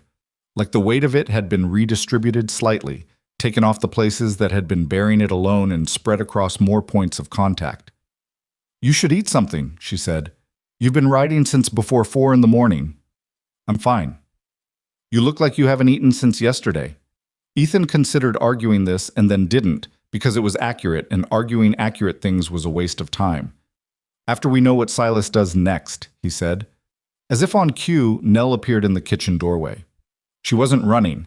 Nell Greer was not a woman who ran, but she was moving with the particular energy of someone carrying urgent information. Cord Daly, she said, coming up the alley, 4 men behind him. Not the front door this time, the back. Ethan moved to the kitchen door and opened it before Daly reached the porch. He stepped outside and pulled the door closed behind him. The alley was cold and gray, and the sky overhead had gone flat white, with the promise of weather coming in from the north. Cord Daly stopped 6 feet from the porch steps. He looked at Ethan with the expression Ethan had first read as resignation and now understood was something more specific. The expression of a man who has dug himself into a hole for so long that the hole has become his home and he doesn't know how to live above ground anymore. Behind Daly, 4 men. 3 of them Ethan recognized from Silas's compliment on the day in the square. The 4th was the young one from the 2 men who'd come to the ranch that night with the bottle, the one who'd said, "Come on," and walked away. The young man was not looking at Ethan. He was looking at his own boots. Cole, Daly said, I have a writ. I know, Ethan said. Your writ is invalid. There's a lawyer inside who will explain that to you in writing. Daly's jaw moved. Prentice signed it. Prentice doesn't have the authority to sign it. Not without a hearing. Not without a territorial family court filing. Ethan kept his voice even. You know that, Cord. Daly flinched, just slightly. The use of his first name, the directness of the statement, both of them landing somewhere uncomfortable. I've got my orders, he said. From Silas. From the county authority. Silas is not the county authority, Ethan said. Silas is a man who has been committing land fraud for 11 years and is currently attempting to prevent documentation of that fraud from reaching the territorial court. That's what you're being asked to help him with. He paused. You understand that makes you part of it. One of the men behind Daly shifted. The young one at the back still wasn't looking up. I'm asking you to step aside, Daly said. His voice was fraying slightly at the edges. Not anger, something more like strain. The strain of a man pushing against something that doesn't feel right and hasn't for a long time. Just step aside. I'm not going to do that. A long silence. Silas will send more men, Daly said. And for the first time, what came through his voice wasn't command or threat or even obligation. It was information, almost a warning. You understand that? Let him, Ethan said. Behind Ethan, the kitchen door opened. He didn't turn to look, but he heard it. Then he heard another door, the side gate that opened into the alley from the east. Then footsteps from the west end of the alley, measured and unhurried. He kept his eyes on Daly and counted by sound. Nell's list. They didn't announce themselves. They didn't say anything. They came into the alley from both ends, 4 people, then 5, then 7. And they stood there in the gray October cold and looked at Cord Daly and his 4 men and said absolutely nothing. The farmer from 2 streets over whose family had lost their grazing land 6 years ago. The woman whose husband Silas had ruined and who had stayed. The man from the assay office who Nell had said hadn't looked out a window since 1881, who had apparently located a window sometime in the last hour. 2 men. Ethan didn't know whose faces carried the particular expression of people who have finally found the moment they've been deciding about for years. Harlan Price, at the east end of the alley, with his hands in his coat pockets and his hat pulled low. Daly looked at them, at the faces, at the fact of them, which was doing something different than any argument or legal document, something that worked on a different part of a person, the part that tracks whether you are alone or whether you are surrounded. Silas Vane had always made sure that anyone who stood against him was alone. These people were not alone. Daly looked at his 4 men. 2 of them were looking back at him with expressions that communicated they had signed on for a manageable kind of trouble and were reassessing whether this qualified. The 3rd was stone-faced, Silas's through and through. The 4th, the young one at the back, had finally looked up. He was looking at Ethan. "This writ," the young man said. His voice was careful, tentative, the voice of someone speaking in public for the first time about something they've been thinking about privately for a while. "It's not right, is it? What we're here to do?" "Jake," Daly said. "I was there at the Hayes Ranch," Jake said. I wasn't talking to Daly. He wasn't really talking to anyone in particular. He was talking in the way people talk when they've decided that talking is the thing they have to do. 2 nights ago, with the bottle." He paused. "There was a child in that house. She was asleep." Nobody said anything. Jake looked at Ethan. "You told us to walk away." "I did," Ethan said. "I walked away." Another pause. "I should have walked away from all of it a long time ago." Daly was very still. Jake, whoever he was, took 1 step back. Then another. Then he turned and walked to the east end of the alley, past Harlan Price, and kept going.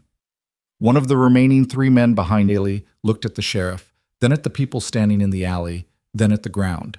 He took a step to the side, not leaving, but no longer quite standing with Daly either. Daly looked at all of this. At the alley. At the people in it. At Ethan. He looked the way a man looks when the architecture of a decision he made long ago is finally showing all of its structural flaws at once. "I'll need to talk to Silas," he said. His voice was different now, quieter, deflated.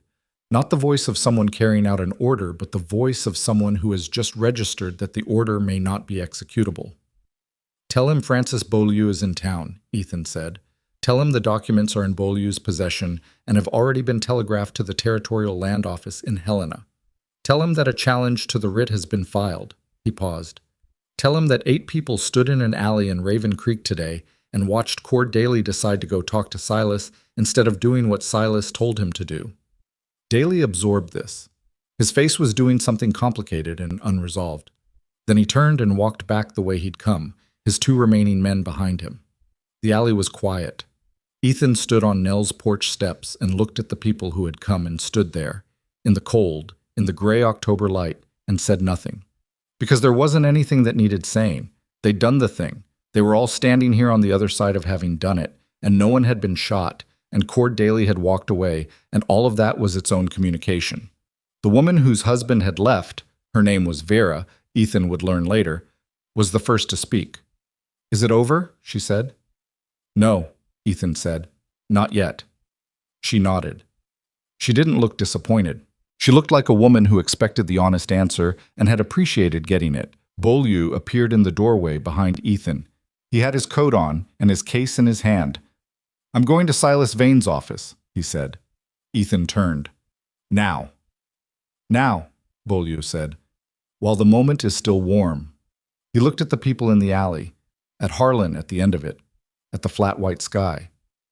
"Are you coming?" Ethan looked at the kitchen door, at the square of warm light visible through its window, at the shape of Clara on the other side of the glass, watching. He looked at Beaulieu. He looked at the alley, and the people in it. Yes, he said. They walked to Silas Vane's office together in the cold afternoon of a Thursday in October, with the first flakes of early snow just beginning to fall on Raven Creek, Montana, 1884. Behind them, people were still standing in the alley, watching them go.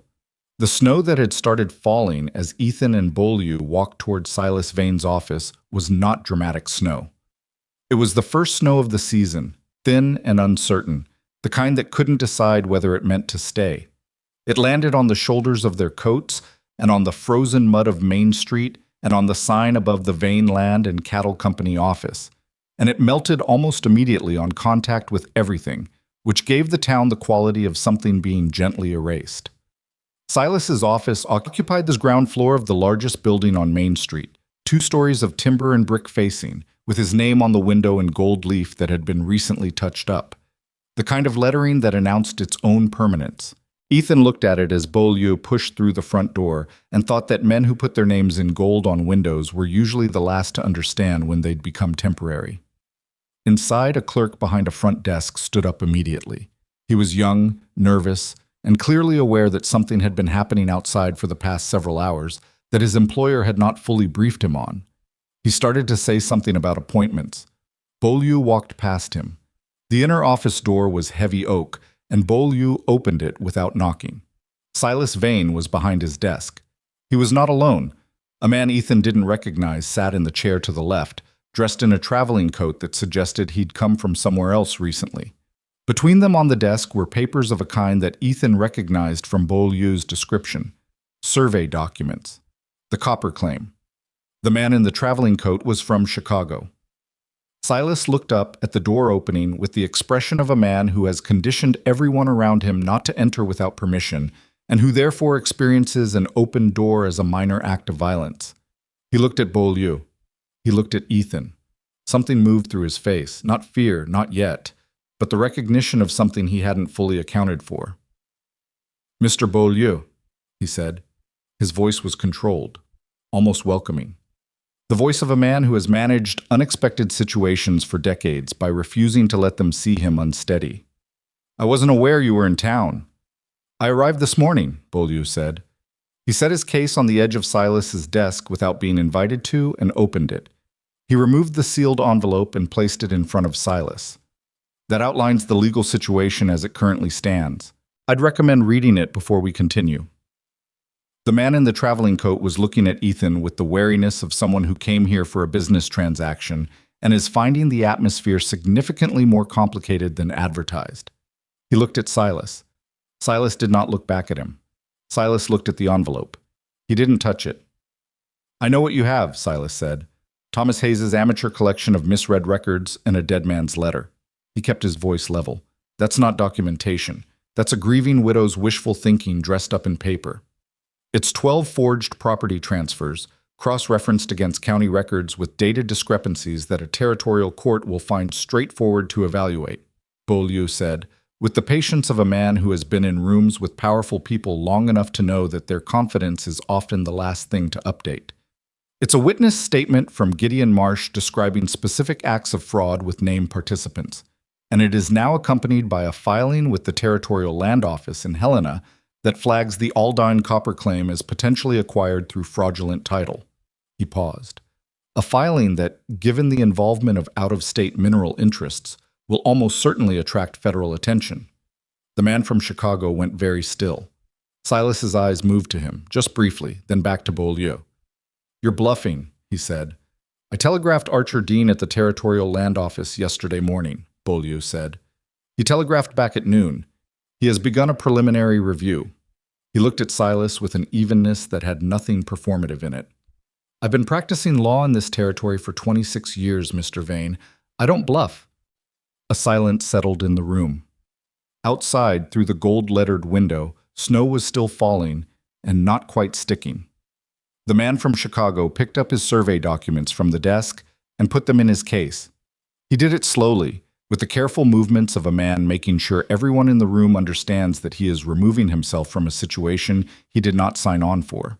He stood up, buttoned his coat, and looked at Silas. "I'll need to consult with my company's legal team before any further discussions," he said.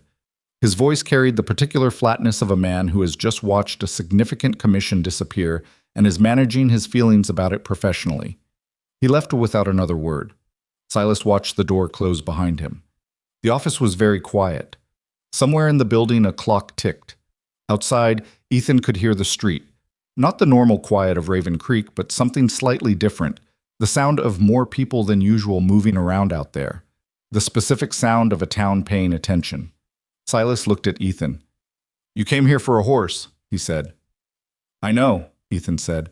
"A simple transaction." Something shifted in Silas's voice. Not breaking. Nothing so clean as that, but a hairline change in the foundation of it. The voice of a man who has built everything on a single premise and is beginning to feel the premise move. "You had no stake in any of this." "No," Ethan agreed. "I didn't." "Then why?" Not quite a question. More like a man trying to understand a variable that his model of the world doesn't accommodate. Ethan looked at him. I thought about how to answer that honestly, because in his experience, men like Silas Vane had usually been lied to so consistently by people trying to manage them that the truth was the one thing they were least prepared for.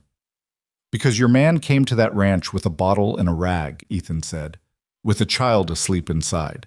And because the only reason nobody stopped you sooner was that everyone was alone and afraid, and you made sure they stayed that way." He paused. "That's not law. That's not business. That's just a man deciding other people's lives are less important than his balance sheet." Silas looked at him for a long time. "Cord Daly is waiting outside," Beaulieu said into the silence. "I've asked him to be present when you sign the legal acknowledgement I've prepared. It withdraws the custody writ, confirms that no transfer of the Hayes property has taken place under duress, and acknowledges receipt of this notification regarding the territorial review." He removed a second document from his case and placed it beside the envelope. "It doesn't constitute an admission. It simply creates a clear record of where things stand as of today." Silas looked at the document. He looked at the envelope. He looked at the window where the snow was falling on his name in gold. "And if I don't sign it," he said, "then I return to Millhaven and the territorial review proceeds on its current timeline," Beaulieu said. "The federal interest in the copper claim creates a separate track that I have no ability to slow even if I wanted to, and the custody writ, having been formally challenged, will be reviewed by the circuit judge when he comes through in April." He paused. "Judge Prentice will be asked to explain the legal basis for issuing it. I expect that conversation to be uncomfortable for him." Another silence. Silas picked up the pen from his desk. He held it for a moment without using it, not hesitating, or not only hesitating, looking at it maybe. The particular object in his hand that was going to mark the line between what had been and what came next. He signed. He did it without drama, without another word, with the controlled efficiency of a man who has recalculated and executed the recalculation and refuses to perform anything about the process. Ethan watched him do it and felt nothing triumphal. What he felt was closer to tired, the specific exhaustion that comes not from physical effort, but from sustained attention to something that required getting exactly right. Beaulieu collected the document. He closed his case. He looked at Silas with no visible satisfaction, which was the appropriate response and the honest one. "I'll be in contact through the territorial review process," he said. "I'd recommend retaining your own counsel." They left Silas Vane's office and walked back into the snow. Cord Daly was waiting on the boardwalk, as Beaulieu had said. He looked at the signed document, and then at the ground, and then at nothing in particular. "Is it done?" he said. "For today," Beaulieu said. He gave Daly the legal challenge to the writ, the formal written version, and explained in clear terms what it meant and what Daly's exposure was if he attempted to proceed with any custody action. Daly listened with the face of a man absorbing information he'd been avoiding for years, which was a different thing from understanding it for the first time. When Beaulieu was done, Daly folded the document carefully. He looked at Ethan. "I want you to know," he said. He stopped. Tried again. "I want you to know that I'm aware of how this looks. What I've been." He stopped again. "It doesn't... I'm not looking for... I just want someone to know that I know." Ethan looked at him. He was a heavy man, Cord Daly. Heavy in the way that men get heavy when they carry things they put down in the wrong places. "What you do from here is what matters," Ethan said. Not gently, not harshly, just accurately. Daly nodded once. He walked away. Beaulieu watched him go. He'll cooperate with the territorial review, he said, when it comes to it. You think so? Men who tell you they know what they are, Beaulieu said, usually tell you that because they're deciding to be something different. He picked up his case. It's not guaranteed, but it's a reasonable bet. They went back to Nell's. Clara was at the front window when they came up the porch steps, and she opened the door before they knocked. And she looked at Ethan's face first before she looked at anything else, reading it the way you read a face when you've been sitting with worse possibilities for several hours and need to know immediately which direction things have gone. He signed, Ethan said. Clara closed her eyes. Just for a second. Just long enough to let herself register it fully, and then she opened them again and the control was back, but softer at the edges now, wearing it differently. Maggie, she said. Maggie came out of the back room before Clara finished saying her name. She looked at Ethan with that particular focused attention she brought to everything, that combination of child's directness and too early wisdom, and she said, "Is it over?" "The hardest part," Ethan said. "The rest is going to take time." "How much time?" "Months, probably, maybe longer, Mr. Beaulieu is going to handle most of it." Maggie looked at Beaulieu with the frank assessment she applied to new adults. "You're the lawyer Mama wrote to." "I am," Beaulieu said. "She didn't write back to you because she was scared," Maggie said. "I know," Beaulieu said. "She's not scared anymore," Maggie said. She said it with the confidence of a child who has been watching her mother carefully for a very long time and trusts her own observations. Then she went to her mother and put her arm around Clara's waist from the side, the way children do when they're offering comfort and claiming it simultaneously. Clara put her hand on Maggie's hair and looked at Ethan over her daughter's head. That look. There were too many things in it to name easily. Gratitude was part of it, but it was the smallest part. The larger parts were things that had no clean label, the particular feeling of having been seen clearly by someone at the moment when you most needed it, and the equal difficulty of knowing what to do with that. "Stay for supper," Nell said from the kitchen doorway. It was not a request. They stayed. The weeks that followed were not clean or simple. The territorial review took 4 months, not because the evidence was weak, but because legal processes move at the pace of legal processes, which is the pace of institutions that have learned to be skeptical of urgency. Beaulieu managed it from Mill Haven, corresponding with Archer Dean and Helena, and eventually with a federal land agent who came to Raven Creek in December looking significantly less impressed with Silas Vane's operation than Silas would have preferred. Agnes Marsh Caldwell, Gideon Marsh's daughter, had kept her father's copy of the original unsigned transfer document in a box under her bed in Helena for 4 years. She gave it to the federal agent without hesitation. She said her father had always intended it to be used. She said she'd been waiting for someone to ask. Judge Prentice resigned his county judgeship in January, before the review could formally examine his role. He submitted his resignation on a Tuesday morning and was on a train south by Thursday. Nobody threw him a party. Cord Daly did not resign. He cooperated with the federal review, as Beaulieu had predicted, giving a deposition that was comprehensive enough to suggest he'd been waiting for the opportunity for some time. Whether this came from conscience or self-preservation or some mixture of the two that he himself couldn't have cleanly separated, the result was the same. He remained sheriff of Raven Creek through the winter and into the spring, doing the job with a different quality of attention than he'd brought to it under Silas's arrangement. Silas Vane was formally charged in March with 12 counts of fraudulent property transfer and 1 count of fraudulent acquisition of mineral rights. His lawyers were expensive and capable and bought him time the way expensive, capable lawyers do. But the Chicago Copper Company, having done its own investigation and discovered that the title chain on the Aldine claim was irreparably compromised, withdrew its interest and filed a civil suit that added a layer of legal pressure that even Silas's lawyers found difficult to manage. The empire didn't collapse in a day. Empires rarely do. But it began this process of collapse that March, and the process, once started, didn't stop. The families whose lands had been taken, 8 of the 12, the ones where living claimants could be found, began the process of recovery. It was slow, imperfect, and for some of them arrived too late to matter in the practical sense. One man had already died. One family had moved so far west that coming back wasn't a real option anymore. But others came back, or tried to, or at least had the satisfaction of a legal record that said plainly what had been done to them and by whom. The Hayes Ranch stayed in Clara's name. In April, the circuit judge came through Raven Creek for his scheduled visit and found a substantially different situation than he'd encountered on his August pass. He had questions. Beaulieu, who had ridden over from Millhaven for the occasion, answered them. The judge had the particular expression of a man who has arrived at a party after it's largely over and is piecing together from the debris what kind of party it was. Ethan was in the south pasture when Beaulieu rode out to give him the summary. He'd been rebuilding the fence line, the section that had sagged through the winter, the posts that needed replacing, the wire that needed tightening.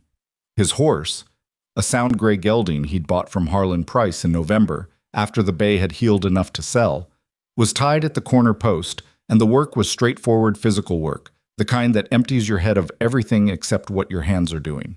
Beaulieu pulled up and looked at him with the mild satisfaction of a man who has won something hard-fought and has had enough experience to know that the satisfaction is real but modest, because winning hard-fought things is never as clean as losing them. The territorial court has confirmed the stay on any further proceedings against the Hayes property, he said. The federal matter will take longer, but the local exposure is substantially resolved. Ethan set down the wire stretcher. Clara knows? I told her first, Beaulieu said. She said thank you and went back to the kitchen. Ethan looked at the fence line. There were still 4 posts to go. That sounds right, he said. Beaulieu looked at him for a moment, at the fence, at the horse, at the particular quality of a man who has settled into the work of a place without fanfare and without visible drama. You're staying, he said. For now, Ethan said. That's what you said in November. I know.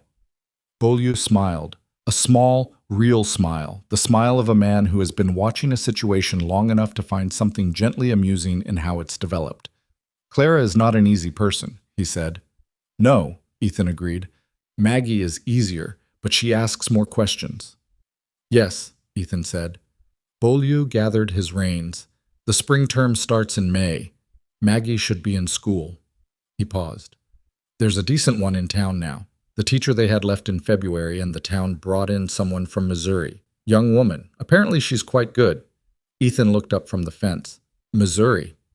Helena originally, but trained in Missouri. Beaulieu's expression remained entirely neutral. I thought you might find that interesting. I don't find it particularly interesting, Ethan said. All right, Beaulieu said, in the tone of a man who finds something particular. He rode back toward the house. Ethan went back to the fence. The thing about fence work, and he had done a great deal of it, across a great deal of land, in the years since his wife had died and he'd started moving, was that it was honest work in the specific sense that it produced a result you could see and test. A fence either held or it didn't. The wire was either tight or it wasn't. There was no ambiguity about whether you'd done it right, which was a quality that most of life conspicuously lacked, and which fence work provided in a way that he found genuinely useful. He had not planned to stay in Raven Creek past November. He had not planned to still be here in April, rebuilding fence posts in the south pasture of the Hayes Ranch, while the mud of early spring thawed, and the first green came up through last year's dead grass. And somewhere behind him, up at the house, Clara Hayes was in her kitchen doing whatever Clara Hayes did in her kitchen in the morning, which he had come to understand varied depending on whether she was thinking through a problem or not, and which he could usually tell from how the sounds of it came through the window he'd reglazed in February. He had not planned any of this. He had come to Raven Creek for a horse. What he'd found instead was the specific and unglamorous truth that most of the things worth having in this life don't announce themselves as worth having. They present themselves as problems, as children grabbing your coat in a town square, as women who are carrying too much and have been carrying it alone for long enough that they've forgotten it's supposed to feel different, as small towns that have decided to be afraid and need one person to stand in an alley before they remember they don't have to be. None of it was clean. The ranch still had sections of fence that needed work. Clara still did the dishes twice when she was worried. Maggie still asked questions that didn't have comfortable answers. Ethan's right boot still had a hole near the sole that he'd been meaning to replace since October. Raven Creek was still a town with a complicated history and people who were going to need years to process what they'd been through and what they'd permitted and what they'd finally stopped permitting. None of it had resolved into something simple, but somewhere in the course of that winter, in the fence work and the evening meals and the mornings with coffee and the slow, unannounced accumulation of ordinary days, Ethan Cole had stopped moving. Not because he'd run out of road, because he'd found something that was worth the stopping. He finished the last fence post in the early afternoon, when the sun had come out from behind the cloud cover and was hitting the land at the low gold angle of a Montana spring that is trying its best and knows it isn't summer yet. He stood back and looked at the fence line, the whole of the south pasture section, running straight and taut from corner post to corner post, new wood and old wire, and the few places where the repair was visible but the repair was solid. It would hold. Behind him, the sound of the house, the kitchen, a door. Ethan. He turned. Clara was standing at the pasture gate, halfway between the house and where he was working. She had a cup of coffee in each hand and the expression of someone who has walked out on a specific errand and is going to complete it, regardless of whether the situation has the appropriate level of ceremony for what they've actually come to say. She walked the rest of the way across the pasture without hurrying, her boots making small sounds in the spring mud, and she held out one of the cups when she reached him. He took it. She looked at the fence line.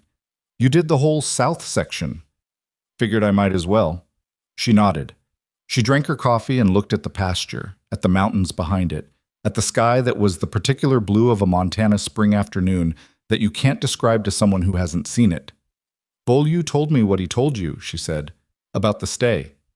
"About you staying," she said. "He said you said for now." "That's what I said." Clara was quiet for a moment. Not the kind of quiet that was waiting for something. The kind that was deciding how honest to be. "I want you to know," she said, "that I'm not a person who needs rescuing. I want that to be clear." "It's clear," Ethan said. "I was going to find a way through this regardless." "I believe that." She looked at him. I'm not good at this part. The part where you say things out loud that are obvious but haven't been said." She paused. "Maggie is better at it than I am. She says I need to practice." "She's not wrong," Ethan said. Clara looked at him. Then, with the particular quality of someone who has decided to do the thing and is going to do it without elaborate preparation, "I'm glad you didn't leave." Ethan looked at her. At the woman who had stood in the mud of a town square with her hands tied and her jaw set and had not broken. Who had done the dishes twice when she was worried and only once when she wasn't.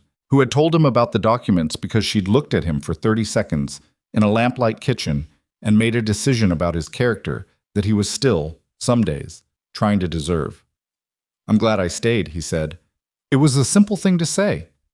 It was also, in the way of simple things that have earned their simplicity, entirely true.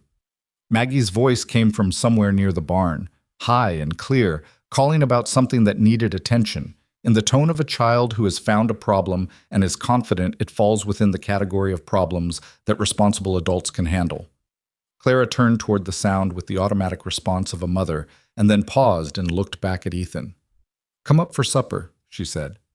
"I'll be up when I put the tools away," he said. She nodded. She walked back across the pasture toward the house, toward her daughter's voice, toward whatever small immediate problem needed attention. Ethan stood at the fence line with the coffee going cold in his hand and looked at the mountains and the sky and the land that was beginning, slowly, to come back to itself after the winter. He had come to Raven Creek for a horse. He had found something that took him much longer to understand the value of, not because it was hidden, but because the most valuable things rarely announce themselves as such. They ask you, instead, whether you're going to stay or whether you're going to keep moving. And the answer to that question turns out to be the thing that defines you far more than the miles you've covered or the places you've been. Ethan Cole had been moving for 8 years. He was done moving. The fence held. The spring came. And in a small ranch in Montana, at the end of a road that had started with a lame horse and a child grabbing a stranger's coat, the quiet work of ordinary life, which is, when you strip everything else away, the only work that has ever meant anything, continued.